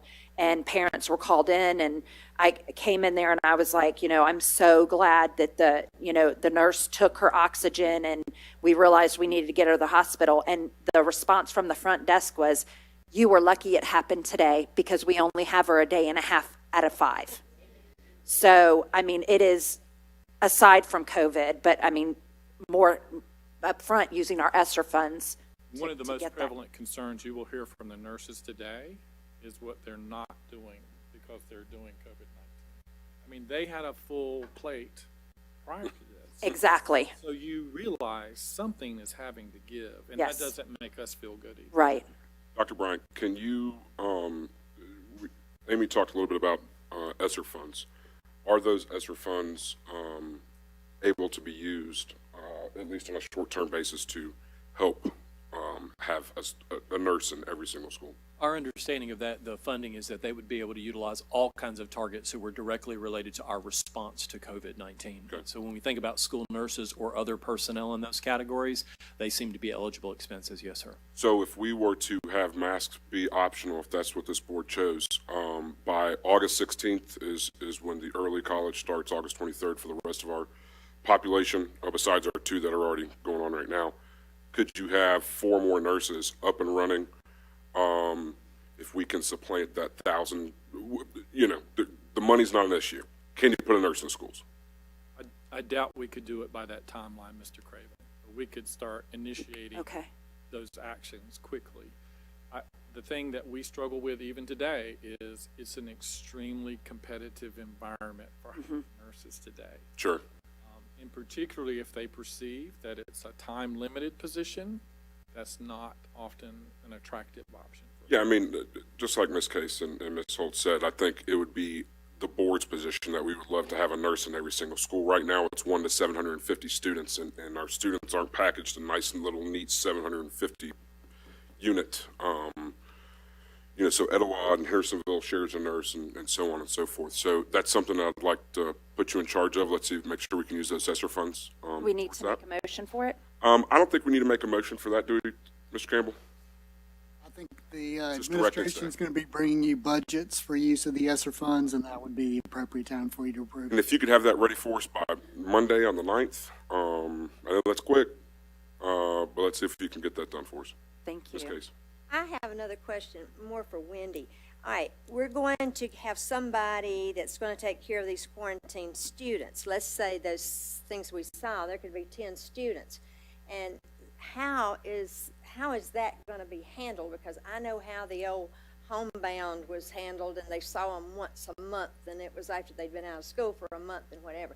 So tell me how that's going to be handled, if you already know. Yes, ma'am, I'll be happy to. So we envision having a position at each school, which would be different from homebound, as you mentioned, who would serve those students both while they were being quarantined, but also helping them transition back into their face-to-face environment, because we know that that additional support would likely be needed. This person would be the liaison for the families and for the student between the schools and the teachers to answer questions, to help navigate, for example, Google Classroom concerns, questions, and also be available to take materials to the home or pick them up if it's a paper pencil student. Are there any more questions for Mr. Smith? I have a question for Mr. Smith. This goes back probably 2 slides, but I thought you were going to be presenting at the end. Would you say it's accurate that our unvaccinated teachers are more of a risk to our children than our unvaccinated children are to our adults in the building? I think that's a really tough question, and I don't feel solid enough about any information to qualify that one way or the other. I think unvaccinated in general present the highest transmission risk. It's hard to distinguish between those two. But we have had a lot of information that children are less likely to transmit the virus than adults. So wouldn't it mean that our adults are more likely the transmitters than the children? So children being less likely to transmit COVID was with previous variants. Unfortunately, with the Delta variant, more children are becoming symptomatic and ill with the Delta variant. We've seen that in other countries. We've seen that in Israel. We've seen that in UK. And unfortunately, we're seeing it in our school systems right now. So I would say that that understanding was with previous variants. And so knowing that, I think that that's where we have difficulty determining who's at more risk, because we are seeing symptomatic children now. Thank you. Mr. Smith, in regard to vaccinations, what research is being done in regard to vaccinating those children 12 and under that you know of at all? I think Pfizer has applied for an EUA for younger age groups. I'm not sure what it goes down to. I believe that the clinical trials are still running for ages 5 to 11, and they are doing clinical trials for as young as age 2. The expectation right now, from what I understand, is that we would have an EUA possibly by December for ages 5 to 11. One more question. This is about masks. Is it true, and some schools have been told this and others haven't, that a cloth mask is not as good as a surgical mask like our nurse here is wearing? So that was based on previous quarantine guidance. So our current quarantine, a surgical mask does provide more protection than a cloth face covering. A surgical mask actually protects the person who's wearing it. The purpose of a cloth face covering is to prevent droplets. So if a child or an adult is sneezing or coughing or breathing heavy, they can put droplets in the air, but wearing a cloth face covering prevents that, decreases how far those droplets can travel. So a surgical mask will protect you and prevent you from spraying droplets, but a cloth face covering only prevents the spread. Now, last year, the toolkit did not allow us to exempt someone from quarantine if they were wearing a cloth face covering. They had to be wearing a surgical mask. The current toolkit does allow us to exempt them from quarantine if both parties are wearing any sort of face covering. With kind of related to Mr. Bridges, is any vaccine FDA approved at this point? No, it's all under emergency use authorization. They have applied for full FDA approval for ages 18 and up, I believe. And that's why when we mentioned in the toolkit about tracking teachers and staff, that's where I kind of get messed up when we're tracking something that's not FDA approved at this point. So. And just as I noted, Mr. Egoff, just for clarity, right now, teachers and staff are not required to report vaccine status. That was a should recommendation here. And again, it would be new if the board were to elect for us to do that. And Sure. so right now, again, want to clarify, teachers and staff are not required to report vaccine status to the school system. Anything else for Mr. Smith? Thank you guys very much. And to all of your nurses, I got the call in May and it was like, your daughter needs a quarantine. And I felt myself getting a little heated, but she's not sick, and I'm a board member and I know the nurses have heard it all and they have angry parents, and we appreciate everything you guys, as a community for a whole, but especially for Henderson County Public Schools. We couldn't do it without you.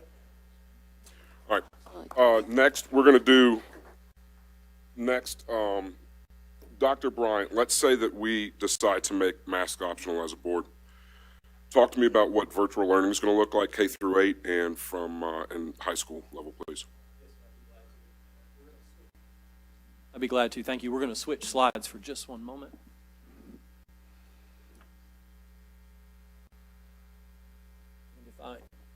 At the board's pleasure, as Mr. Craven said, one of the things that we have prepared to do is recognizing our current position on our instructional planning and programming is full-time face-to-face instruction for all students across the board.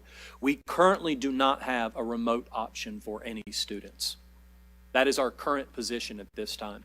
Recognizing that the board may take a position to, again, as Mr. Craven said, allow masks to be optional, we recognize at that point families may believe that now a remote option is necessary for their child in that particular case. And so with that in mind, What we would be doing at that point is launching a virtual learning option for our school system so that parents and families had both a choice as it related to the face covering, but they also had an instructional or a learning choice option that was appropriate for their child.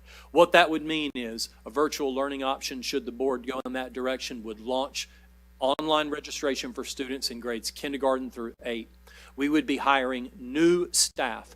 That is not current staff in the sense that folks who are delivering face-to-face right now. These would be additional employees who would provide virtual learning exclusively. Families would be required to commit to at least 1 semester for that work. They would be served across the school district, very similar to some of our potted classrooms across the school system previously.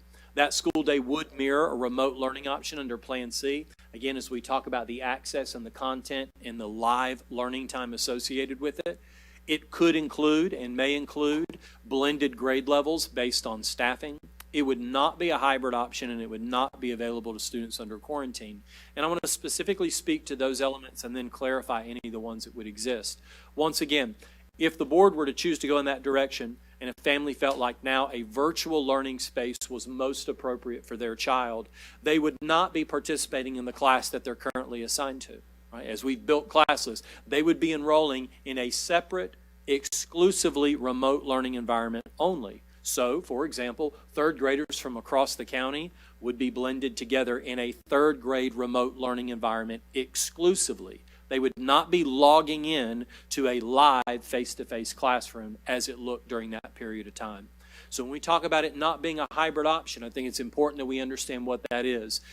Certainly the challenge that creates for teaching staff and for our students is a known one. But what we would be doing is saying at that point, if a family felt like that was what was most appropriate for them, kindergarten through 8th grade, that platform would exist. And we would launch that immediately if the board were to make that decision. Again, hiring new staff. So, and I put that in quotation marks for this very reason. We have current staff who are scheduled to teach face-to-face that may prefer this option themselves. They may apply for those jobs. They may say, I'm a kindergarten teacher and I'd rather be fully remote if that option is available. They, of course, would be first eligible for those positions, and then we would hire additional staff to fill those spots. Tell me, now, would those be a 8 to 12 day or an 8 to 3 day? It would be closer to the 8 to 12, as you saw. That ROL, rather than being online for 8 hours straight, you would have a condensed online schedule, synchronous. You know, you're thinking 8 to 12, and then you'd have access to additional teacher-supported instruction and otherwise in the afternoon. So again, when we talk about Plan C, and I know it's been a while, but when we were fully remote as a school system, we were not online for 8 hours straight, right? We condensed the school day, we targeted direct instruction, and then we provided additional support in the afternoon. So that's what it would look like K-8. Yes, ma'am, Ms. I Case? can understand K-5 doing that. How's 6-8 going to do that? Because some kids are taking honors, some kids are taking something that will transfer to high school, like the math and stuff. How are they going to do that for 6-8? Again, we build the schedule accordingly, Ms. Case. Part of our hiring for teachers would be based on the courses that the kids were taking, making sure that we could accommodate that. And that's why we talked about blended grade levels based on staffing. So if for a moment we think about content and the specific standards rather than what grade you're in, you might have someone teaching honors ELA to a group of 6th, 7th, and maybe 8th grade kids all in the same space because of the content that's required to them. We know that those standards stair-step right now, and so it's possible that we would have to use staff according in that particular space. But specifically, we're going to make sure that every kid K-8 would be able to take the course or the classes that they would be assigned to. We're not doing that for high school. No, ma'am. No, ma'am. When would we require the registration for them to have a final registration to be able to lock in for the semester? We'd launch it immediately, but we haven't made a determination as to what the deadline for choice would be because we would need to know this information as quickly as possible. Absolutely. Yes, sir. All right. All right, let's go to high school. So 9-12 would look different, as Ms. Case was saying. When you start talking about 9-12, 9-12 actually had a virtual option pre-pandemic. Students could take classes in a virtual space. It was a little bit different in terms of what that looked like because during the, what we'll call the COVID period, that was live synchronous instruction. You were logged in. Our previous model for virtual learning was an asynchronous model. It's not live. It looks a lot more like a collegiate class where you have a shell, you have access to the instructor, they're delivering instruction in that space, but you're doing far more of that work independently. So any student or family who decided to register for a virtual option in 912 would register through their school counselor, not an online system, because we have to make sure that they're taking the appropriate classes that they have the prerequisites for, and the content that's appropriate to them. This would be asynchronous learning. They are not they're not logging into a live instructor. They would be using our current VPS platform, the North Carolina VPS platform, or Edmentum, which is a course content platform. Again, you'd be committing to the semester, you'd be school served across the district, and it's not a hybrid option, and it's not available to students under quarantine. Specifically in this space, I want to, again, read the asterisks out loud so that it's clear. We talk about registration through a school counselor, but in a high school space for asynchronous learning, you must have previously demonstrated success in a virtual learning environment. This is not for everybody. We know that to be the case, and we certainly wouldn't want a student who has not been successful in a virtual learning space to find themselves still in one. We are prepared to offer full-time face-to-face instruction for every student every day. And in order to be in an asynchronous, independent environment, you would need to have demonstrated that you could be successful in that space. We would not want a student who then failed 4 courses in the fall and failed 4 more in the spring because they were not ready to do that independently. And so this is a far more one-on-one situation. And if you think about why that's the case, in high school you have the full range of the entire content offerings. To be able to hire an individual teacher in every one of those spaces would be a simple impossibility. And so we would be able to work with students to determine, just like we do with VPS and HCVPS right now, online content that's appropriate for them, that tracks them toward graduation, and that they can be successful with, supported by staff in our school system. But again, it's not a hybrid option. You would not be logging into your schedule of your school of the traditional face-to-face space. You'd be choosing a fully remote option or a face-to-face option that exists every day. And again, to your point, Mr. Craven, we would be prepared to launch this immediately in order that families had a similar choice about the learning environment that was most appropriate for them. So I have a question about that. So we're providing this as an emergency option for parents who do not feel comfortable sending their child into a classroom right now. It would be my opinion that sports and after-school activities are not available to these students because we are straining our budget. This is going to cost funds, and if you are not wanting your child to be in class, then I would suffice it to say your child can't play sports and be around other children either. I think ultimately, just as the board has added a revision to the board agenda today to talk about athletic eligibility, that would be the space that would be appropriate. Currently, our board policy would say that any student who's engaged in learning, whether it's remote or face-to-face, is eligible if they meet the requirements. That is how we've operated over the last 18 months. And so if the board were to take a different position on that, that would be a relevant conversation for families to know, because our fall sports seasons do start tryouts today. Okay. So again, that's board policy right now. Students who were enrolled in a fully virtual learning environment would be eligible for extracurricular activities. And ultimately, it's at the board's discretion what would be appropriate there. Okay. And if these activities are taking place outdoors where we know there's less risk, I feel it seems punitive to say that you can't play football because you're choosing virtual. I mean, outdoors is a lot less risky than an indoor athletic. I mean, we keep talking about access and full access, and we don't want this to be punitive for anybody in the system. And again, I think, Ms. Caskey, that ultimately is for the board to decide. Okay. I think the thing to recognize in both spaces is right now we have tried to create opportunity and access for every student all the time, to not create a decision that feels punitive based on the choice that you've made, whether it is a face covering choice or an athletic choice or an extracurricular choice. We do have athletics that take place inside.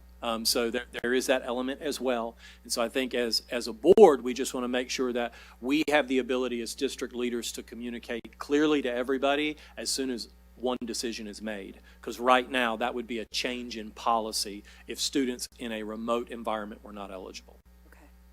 Will we still have clusters and stuff? How will you close down a classroom or close down a school if we went with the optional? So right now, our practices are just as they did before. We're about to, again, turn our COVID dashboard back on because we have been making those daily calls at Bruce Drysdale Elementary and Hendersonville Elementary, remembering a cluster is 5 that are linked together, not just 5 cases in a particular environment. We've not yet reported clusters in that situation, but we have had positive cases at both of our elementary schools. We have had to quarantine students at both of our elementary schools. That's appropriate, but it would not look terribly different than it looked previously, which is we would provide notifications to parents and families. They would be aware of the conditions in their individual school environment, and we'd report all that publicly. Even if we went with optional, kids still have to wear on the buses or on transportation?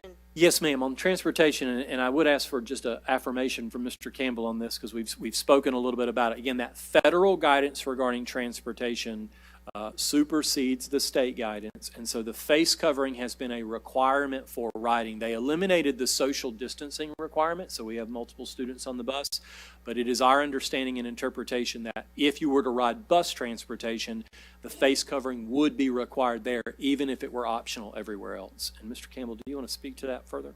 Sure. The toolkit speaks to the state requirements that the North Carolina Department of Health and Human Services. In January, the federal government entered an omnibus order for all transportation, which the federal government issued a question and answer that yes, that does apply to bus transportation.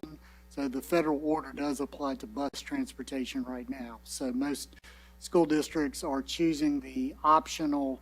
If they go with the optional mask requirement, that applies to school properties during the school day, but the mask continues to be required on bus transportation. And I think the school district would provide masks for students for that transportation provision. So that is the order from the federal government at this particular time. Dr. Bryant, if nothing else, we've been fluid and flexible, so thank you. If we were to vote for the optional mask possibility, do we have a number of cases per class, per school, where we start to say we are moving in the wrong direction and maybe we need to rethink this? We don't have a hard and fast number in that space. It's been one of the most challenging parts of this entire period. A number of folks have asked us when this began, so what is the threshold for X? The reality is there isn't one.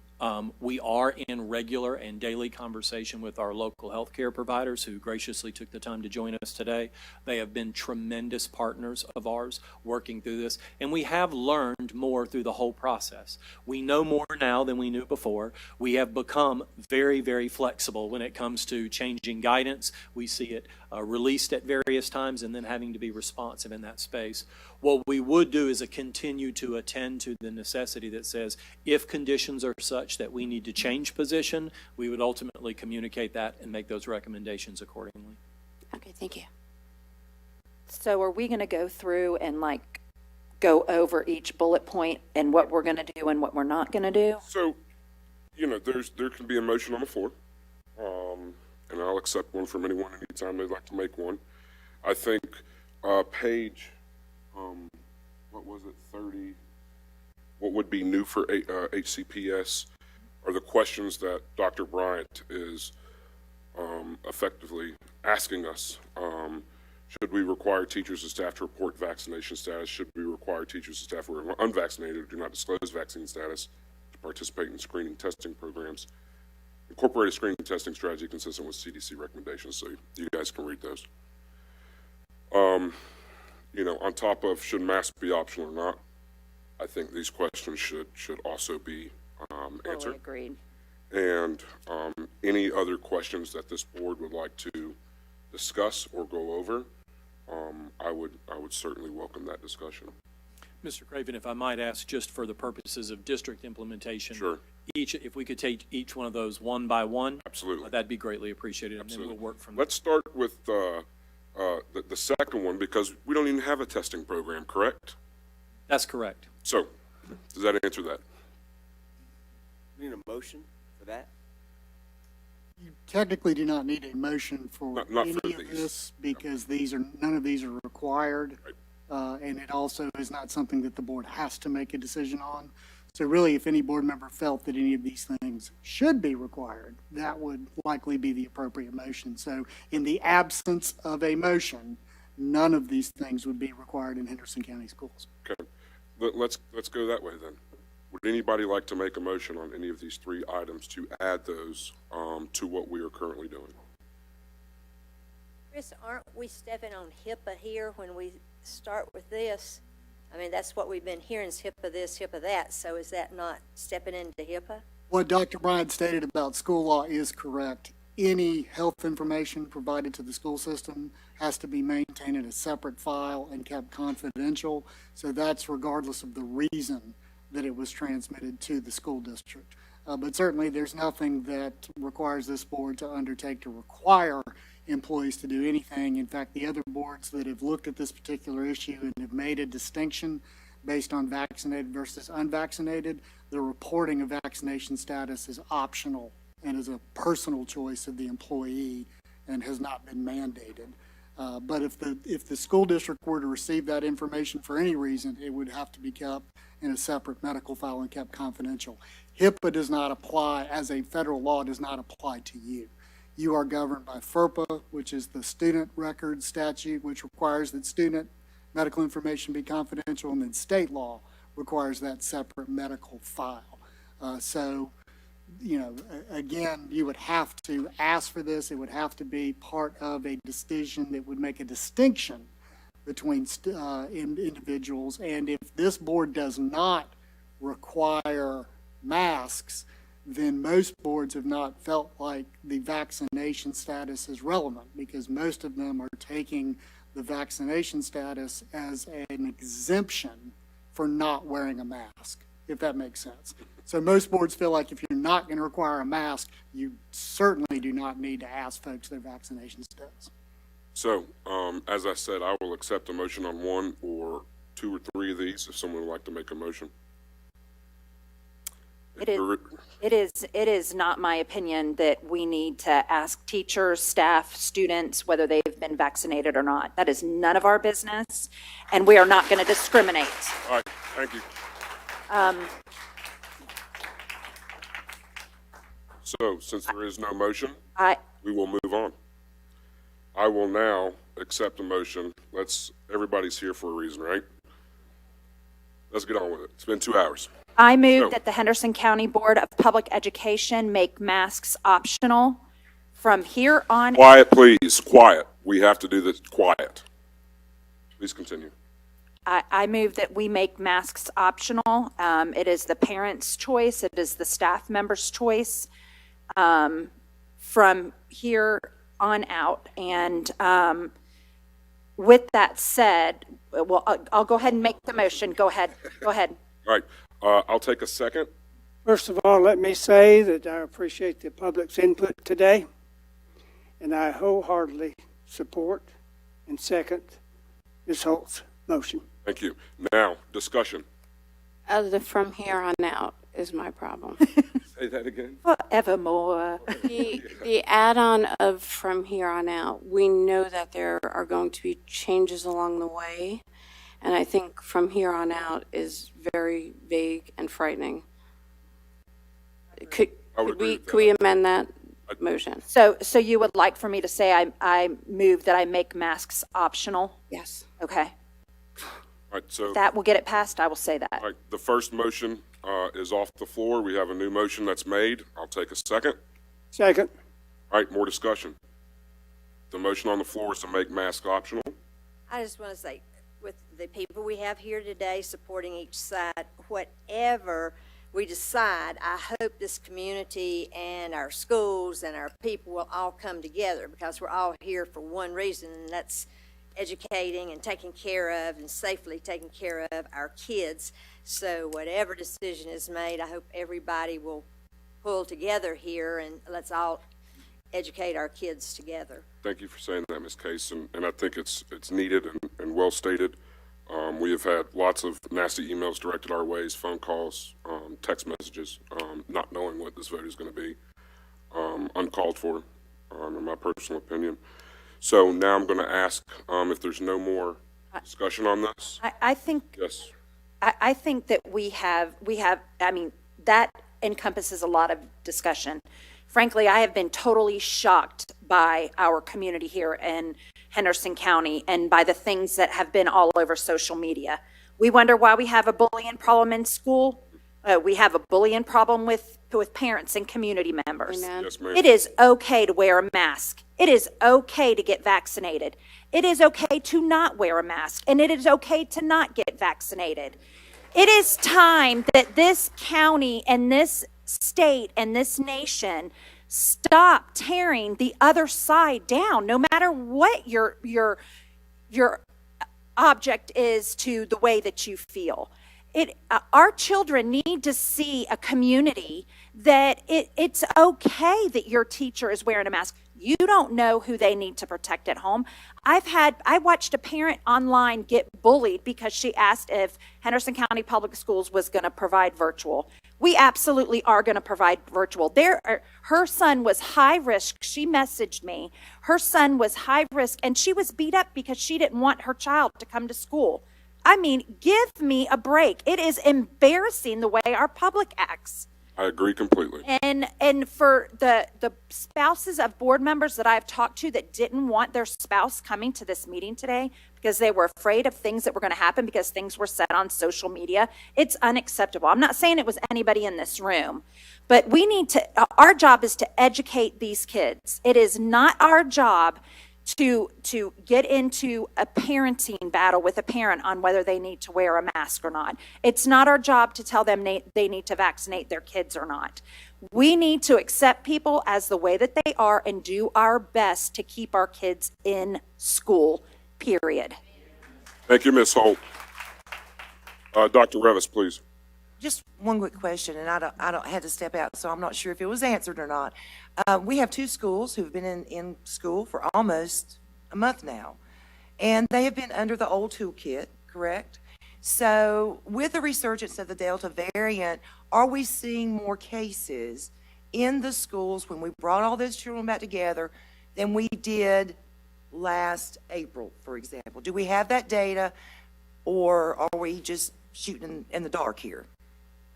I'm not prepared to say that we have more or less because we've not done a comparison from a particular period of time. What we know is when we were operating before, we had cases and we had quarantines. And since school is open, we've had cases and we've had quarantines. What we are doing is paying attention to the trend data because, again, it's a small sample size right now. But I'd be glad to share more with the board about that on the 9th, about where we stand. Yes, ma'am. I'd like to add something. We have 7 people on this board. Boy, that count took, it must be a long morning. We have 7 people on this board. We know that we have different ideologies, politically, religiously, whatever. That's not our job. We're here, first of all, to take care of our kids, to take care of our staff, to take care of our community. But you need to understand that the 7 of us agonize over every single decision that goes on at this table. And there's never a point where I'm not voting with this person because he's this. I'm not voting with this person. That is just nonsense. And I think if we are role models, if you are role models, we could heal our community from something much larger than COVID-19.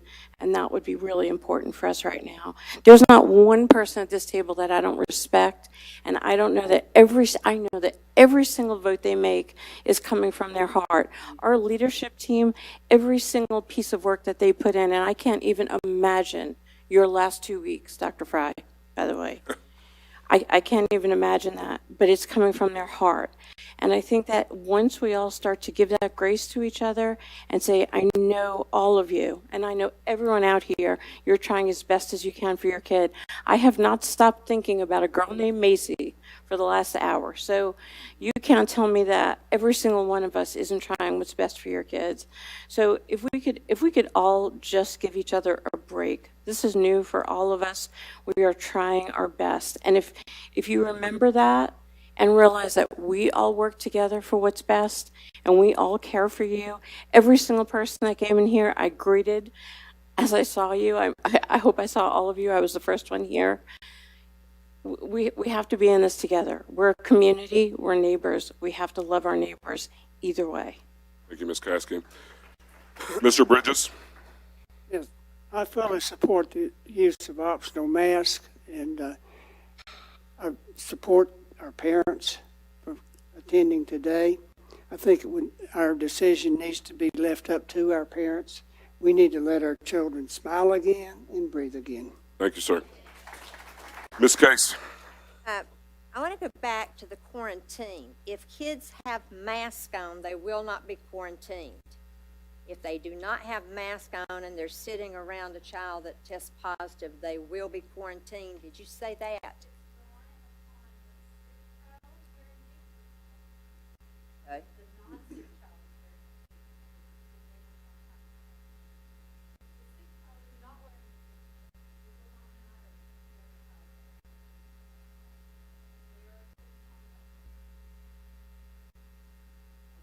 So if they don't have mask on and the child does not have a mask on that's quarantined, that's got the COVID, they will quarantine the ones without the mask.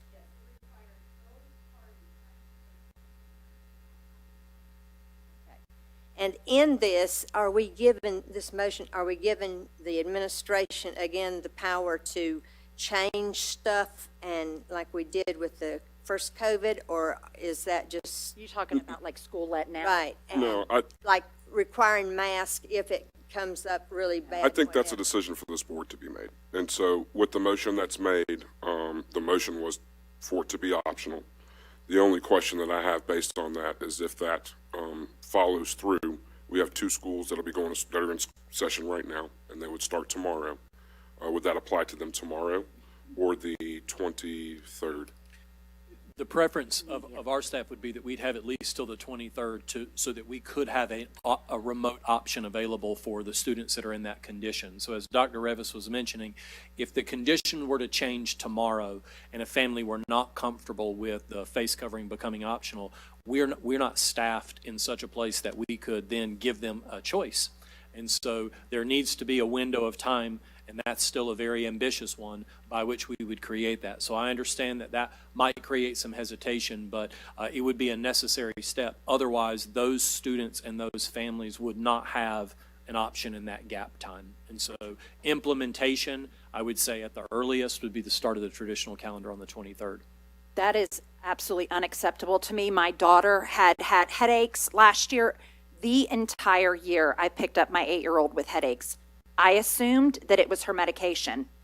She then went on summer break, no headaches. We started back to school July 8th, and the headaches come back every day. My child cannot breathe, and I know it's going to be some heartburn, and it's going to be difficult, and I would be willing to wait a day or two, but not beyond that. That's not my motion.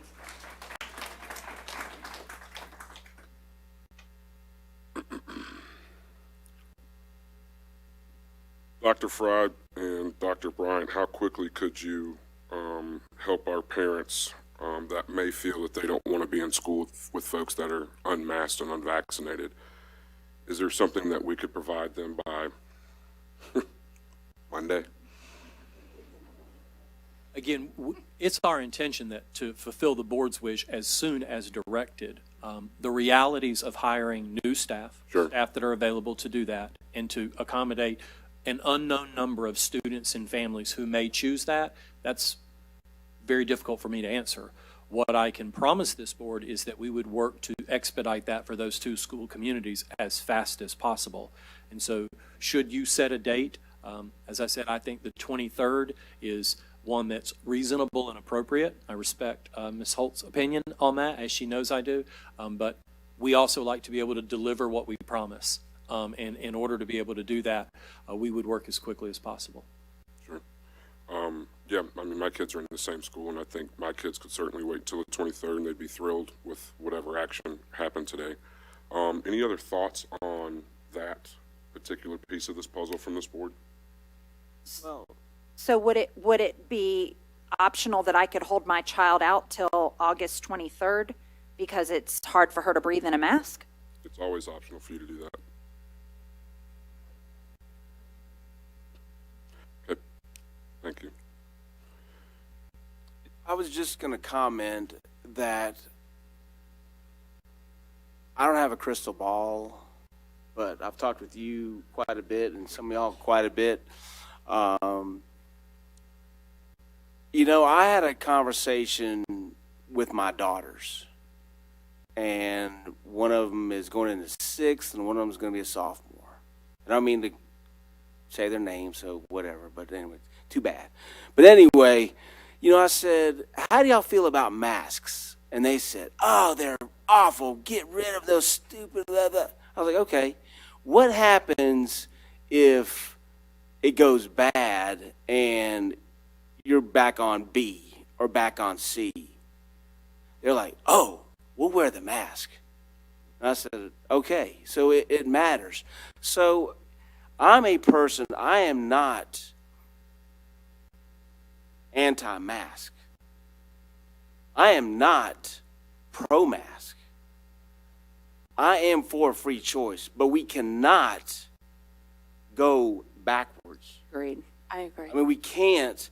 I know a student that suffered from anxiety and had to go see a specialist while we were not in school.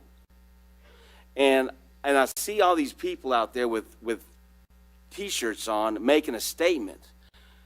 School with the kids is not a place to make statements. You know, in my opinion, in my perfect world, masks are optional. But you know what? Every kid going to school would take a mask. And you know what? Once they got out of sight of their parents, they might put it on.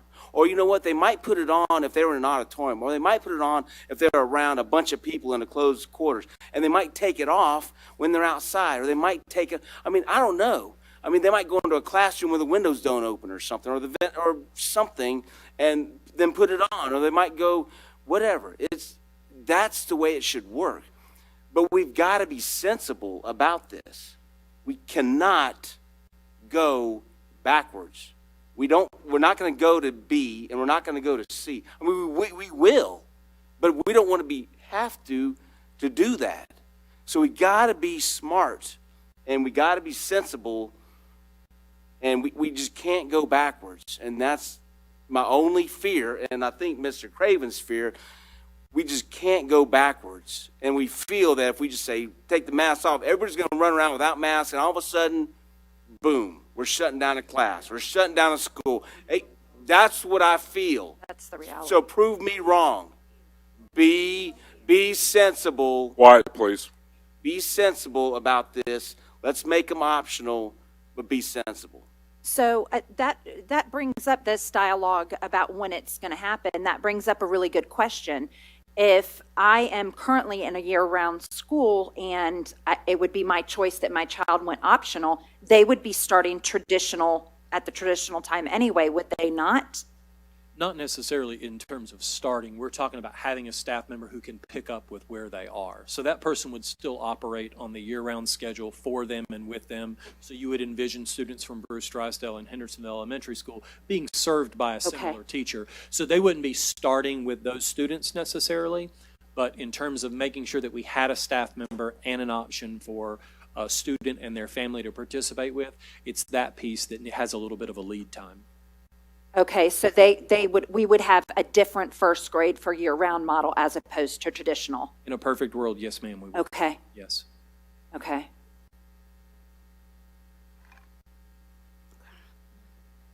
I think we could all agree that last year our leadership team navigated us through the craziest canal to get us to the point where we have all of our kids back in school. That was our goal. Last year we weren't screaming about masks. Last year we were screaming about our kids being home. Absolutely. So we have them all back in school, and heaven knows that is the most important thing. we want to make sure we don't get back to where we were last year. So I just want to piggyback off of what Jay was saying. Let's use common sense. I mean, if we're in a situation that we know is dangerous, let's use common sense. Let's just not go back to plan B or plan C or hybrid learning or your kid teaching learning from the kitchen. I mean, that's not what's best for education. Let's keep our kids in school at all times. So we're back to the same thing. The 23rd is your recommendation to be able to, if we were to go optional, that's the date that we could get that done, because we don't have the staffing available to be able to help those however many people that decided that I can't be there.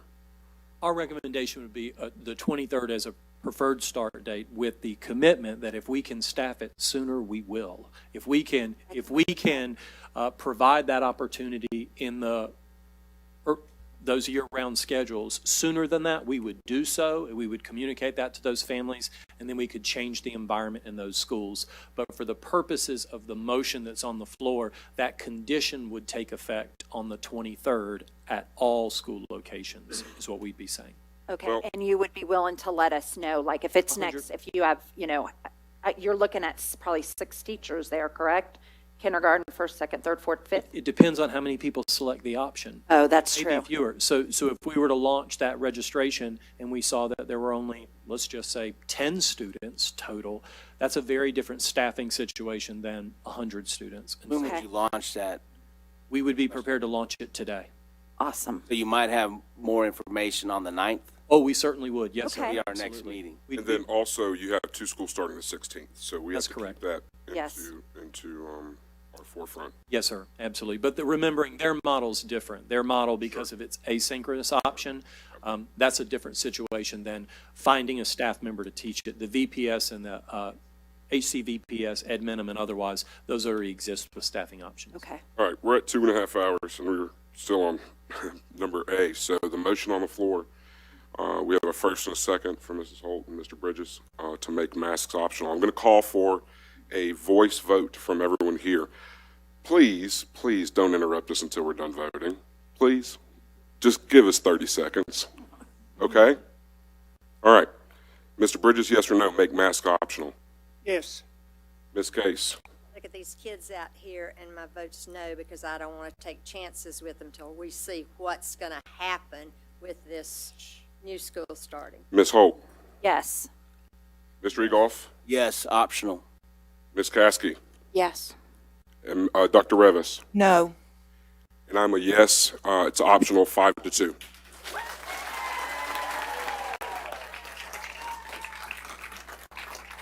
All right, I'm going to call for a 10-minute break right now so we can... Mr. Craven, before we go to break, could I just ask a clarifying question? Wait, guys, wait. And we meet the board's expectation, clarifying question, that optional applies to students, staff, and all visitors on our campus? Everyone. Yes, sir. Thank you. Okay. Thank you. All right, taking a 10-minute break.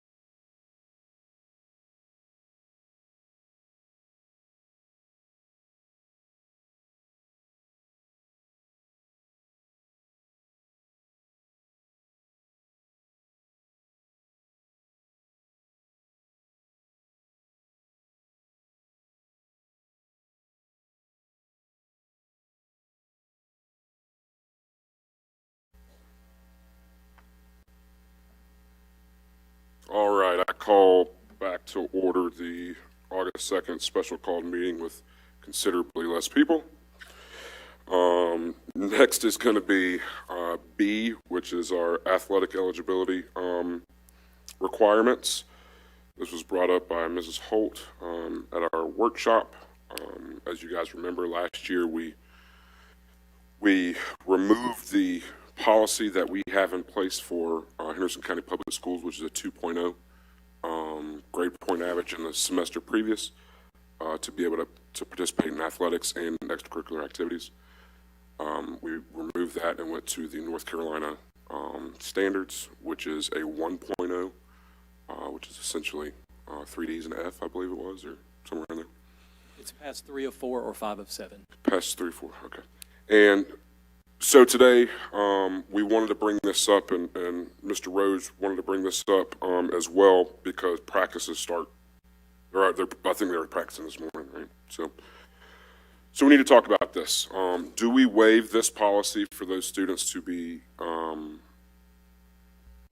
not have a 2.0? So I'll open it with whoever wants it. So since this was my deal, I'll go ahead and talk. I think it's imperative that for this semester that we waive that. I'm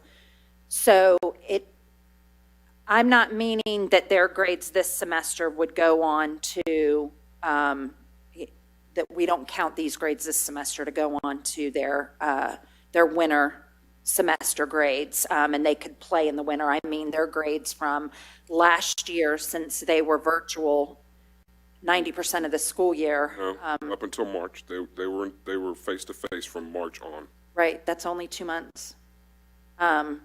So that's my thought. And I'm thinking like Hendersonville High when I say that, you know, they were, 7 period. yeah. I know the other schools, they just go off that last semester, but they were virtual for 3 months out of 5. So I think it's imperative that we just waive that one more time. And I think for some children, it will mean the difference of actually coming to school and not coming to school. This is what I feel. I voted against whatever it was, or for whatever, whatever the motion was to drop the 2.0. Right. I voted against that. Correct. I thought that we should demand more of our kids. After further thought and after seeing how this played out, the pandemic and everything, I know I've heard stories about internet connection and, you know, and learning from home. And I know not a lot, but some of our parents are not the best role models as far as teaching the kids at home. And we talk a lot about equity, and we talk a lot about fairness, and we talk a lot, and I just have a hard time. I know how our county is situated, and I know it's difficult in some places to pick up a virtual school, even though it wasn't the whole time. It's part of the time. It's some of the time. And then I was asking Ms. Holt, how do we view people in 8th grade before they come into 9th grade? You know, what if they didn't have a 2.0 in the 8th grade?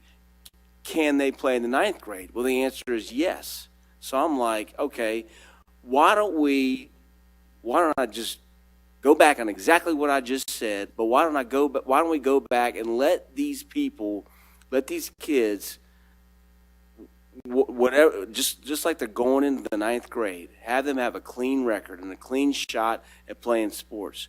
But I'm not going to swear to God, but I will not discuss this again, because that's what makes us good, and that's what makes us superior. I mean, we demand more of our kids. And I'm not going to say, well, you know, the Delta variant came around, and we still, and even if we go backwards and say, you know what, we had to go virtual again, I'm done accepting, you know, if you can't, you got to find a way to make a 2.0. You've got to. The question that I have is that a lot of times when we're up here making policy decisions, is it for the whole or is it for a handful? Mm-hmm. And what I'd like to know is, if you have any of this data, how many kids would be affected by this policy if we were to change it. And, you know, it always seems to me, I played sports my whole life, right, in Hendersonville High School, and I did everything I could to stay eligible, and I was. And one of the things is that a lot of kids really struggled with school, but they knew what they had to do to get that C so they could continue playing on. And I'd hate to take a whole group of people and made a 2-1, 2-2, 2-5, whatever, and grinded it out because they wanted to be sure that they could play football this fall. And what are we really telling them if we're letting that quarterback from whatever school or that wide receiver, because it's not the kid on the bench that the coach is calling about. It's not. It never is. It's that kid that he needs for this year. So do you have any data as to who this is actually affecting? Thank you, Mr. Craven. Unfortunately, I don't have that information. What I could say to you is, obviously, you know, we know that it's going to have some level of effect on some students. I don't know how many, and the reason that it's so challenging to be able to determine what that is we're talking about a wide range of sports, not just in the fall, but also your winter sports as well, because the eligibility will affect students who are wrestling, playing basketball, and other things. So with that being said, I know I love the way y'all like that, the way I say it. I love it when you say it. I appreciate that. But with that being said, what I would say to you is that it's just difficult to be able to determine the number of students that would have an effect on, Mr. Craven. I wish I would be able to provide that for you in a way that would help you make a better decision, but unfortunately, that's just a very difficult equation to be able to come up with today. It's just really hard for me to make a decision when I have no idea what I'm even, who am I helping? Can we ask this? Like, how many of our middle school and high school kids had to go to summer school? I mean, a guesstimate of what was in, that they had to go? Well, that's information that we could come up with for you. One point of clarification I do want to make is that all of our schools, there is equity in how we determine eligibility. So Hendersonville High School, their student athletes, the eligibility for this fall is determined on their second semester grades, not their year-long grades. Okay. So their second semester grades are the same as North Henderson, West Henderson, and East Henderson. You know, guys, we should start this a while back and not just change right now with these kids coming on and saying, oh, by the way, you got to have this. And maybe, you know, I don't think we need to put it right now for the kids that are getting ready to play right now. That's just not fair. Maybe, and I'm not for, you know, keeping it this way, but I just don't think we should change horses in midstream. Yeah, I think going forward, as Amy said, we want to keep that high standard. We definitely don't want to lose that. That separates us from a lot of school counties. But even having the 12 weeks of in-person last year, it depends how buried you are in that class. So you might not have been able to get away from that F or D if you were so buried in the last 12 weeks. So I agree with Ms. Holt that we just need to close up last year and say, okay, starting this semester, you're going to have to keep that higher GPA.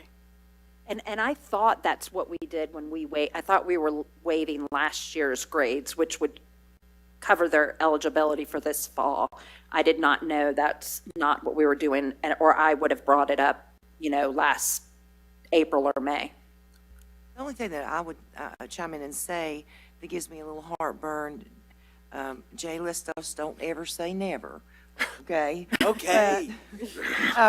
You know, our fall sports start when?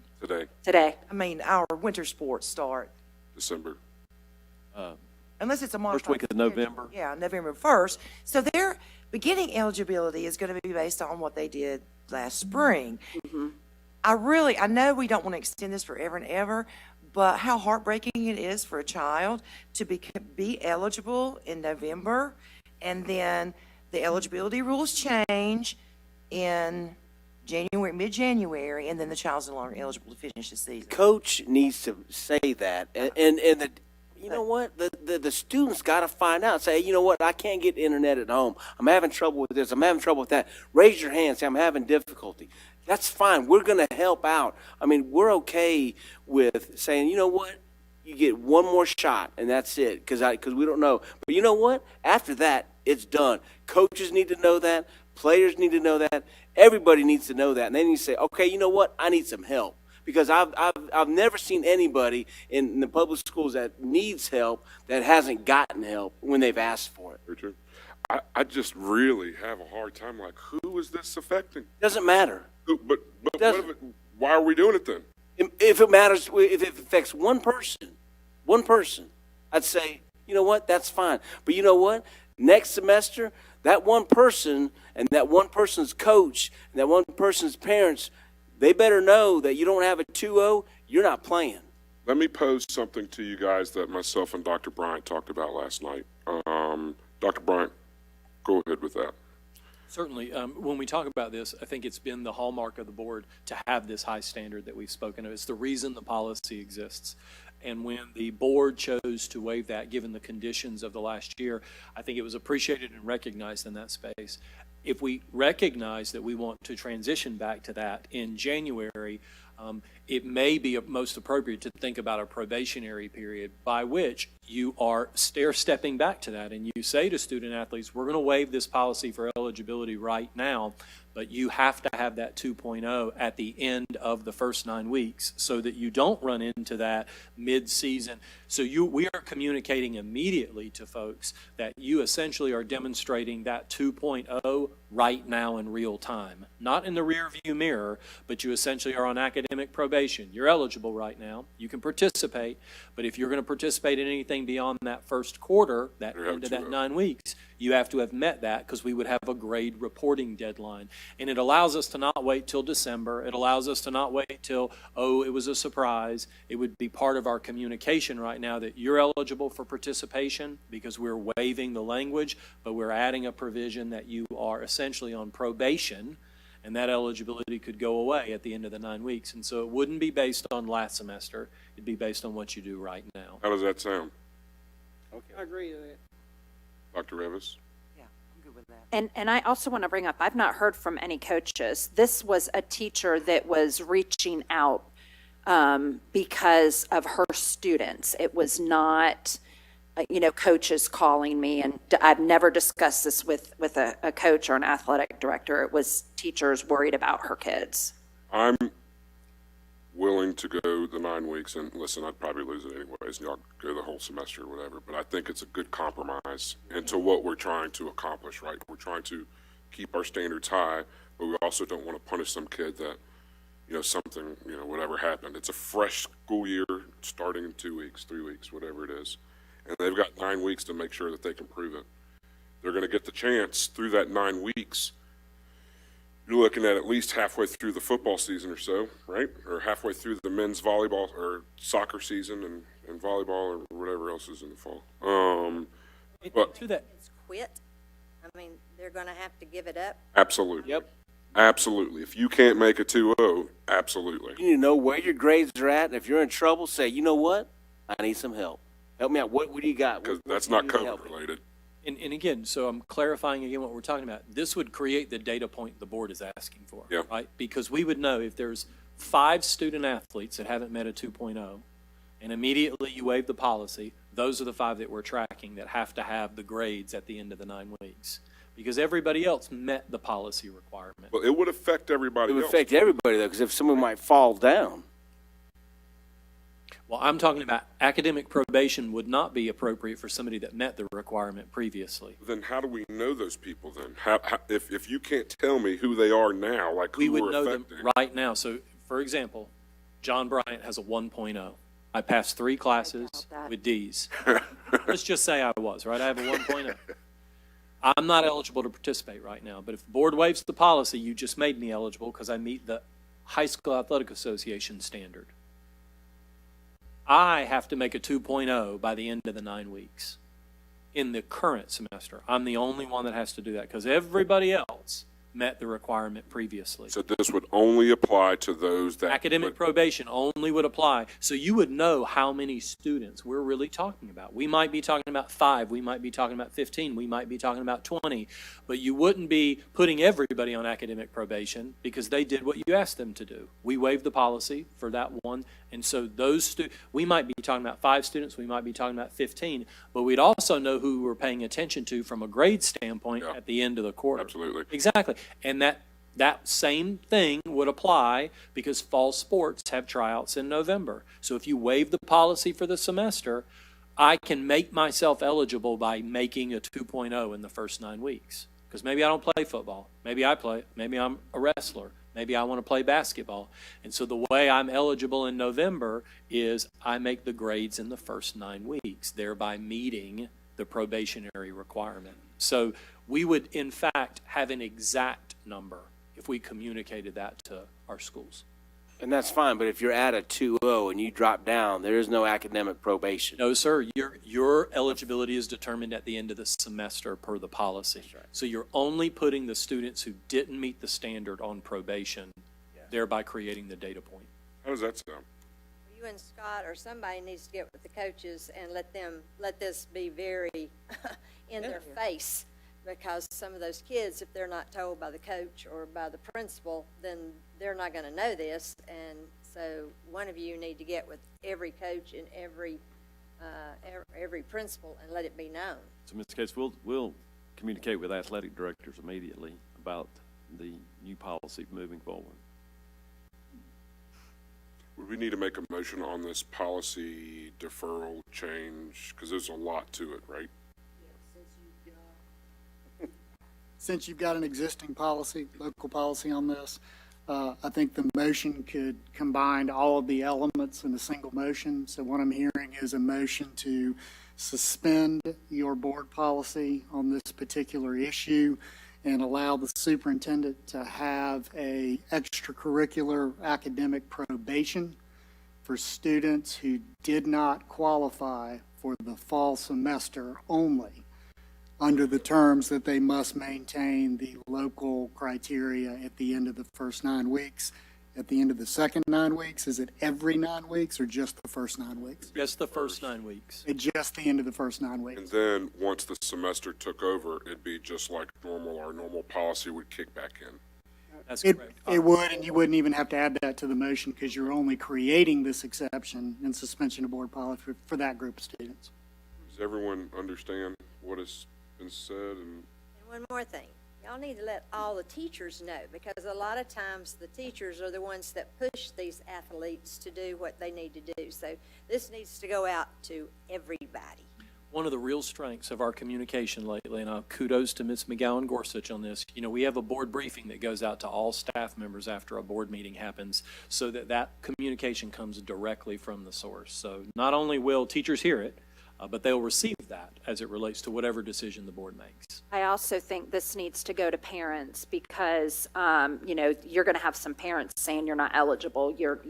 Especially now, like if they have to take them on, Tuesday, August 3rd, they may think, well, they're not eligible. I'm not going to take them. So we probably should get it out.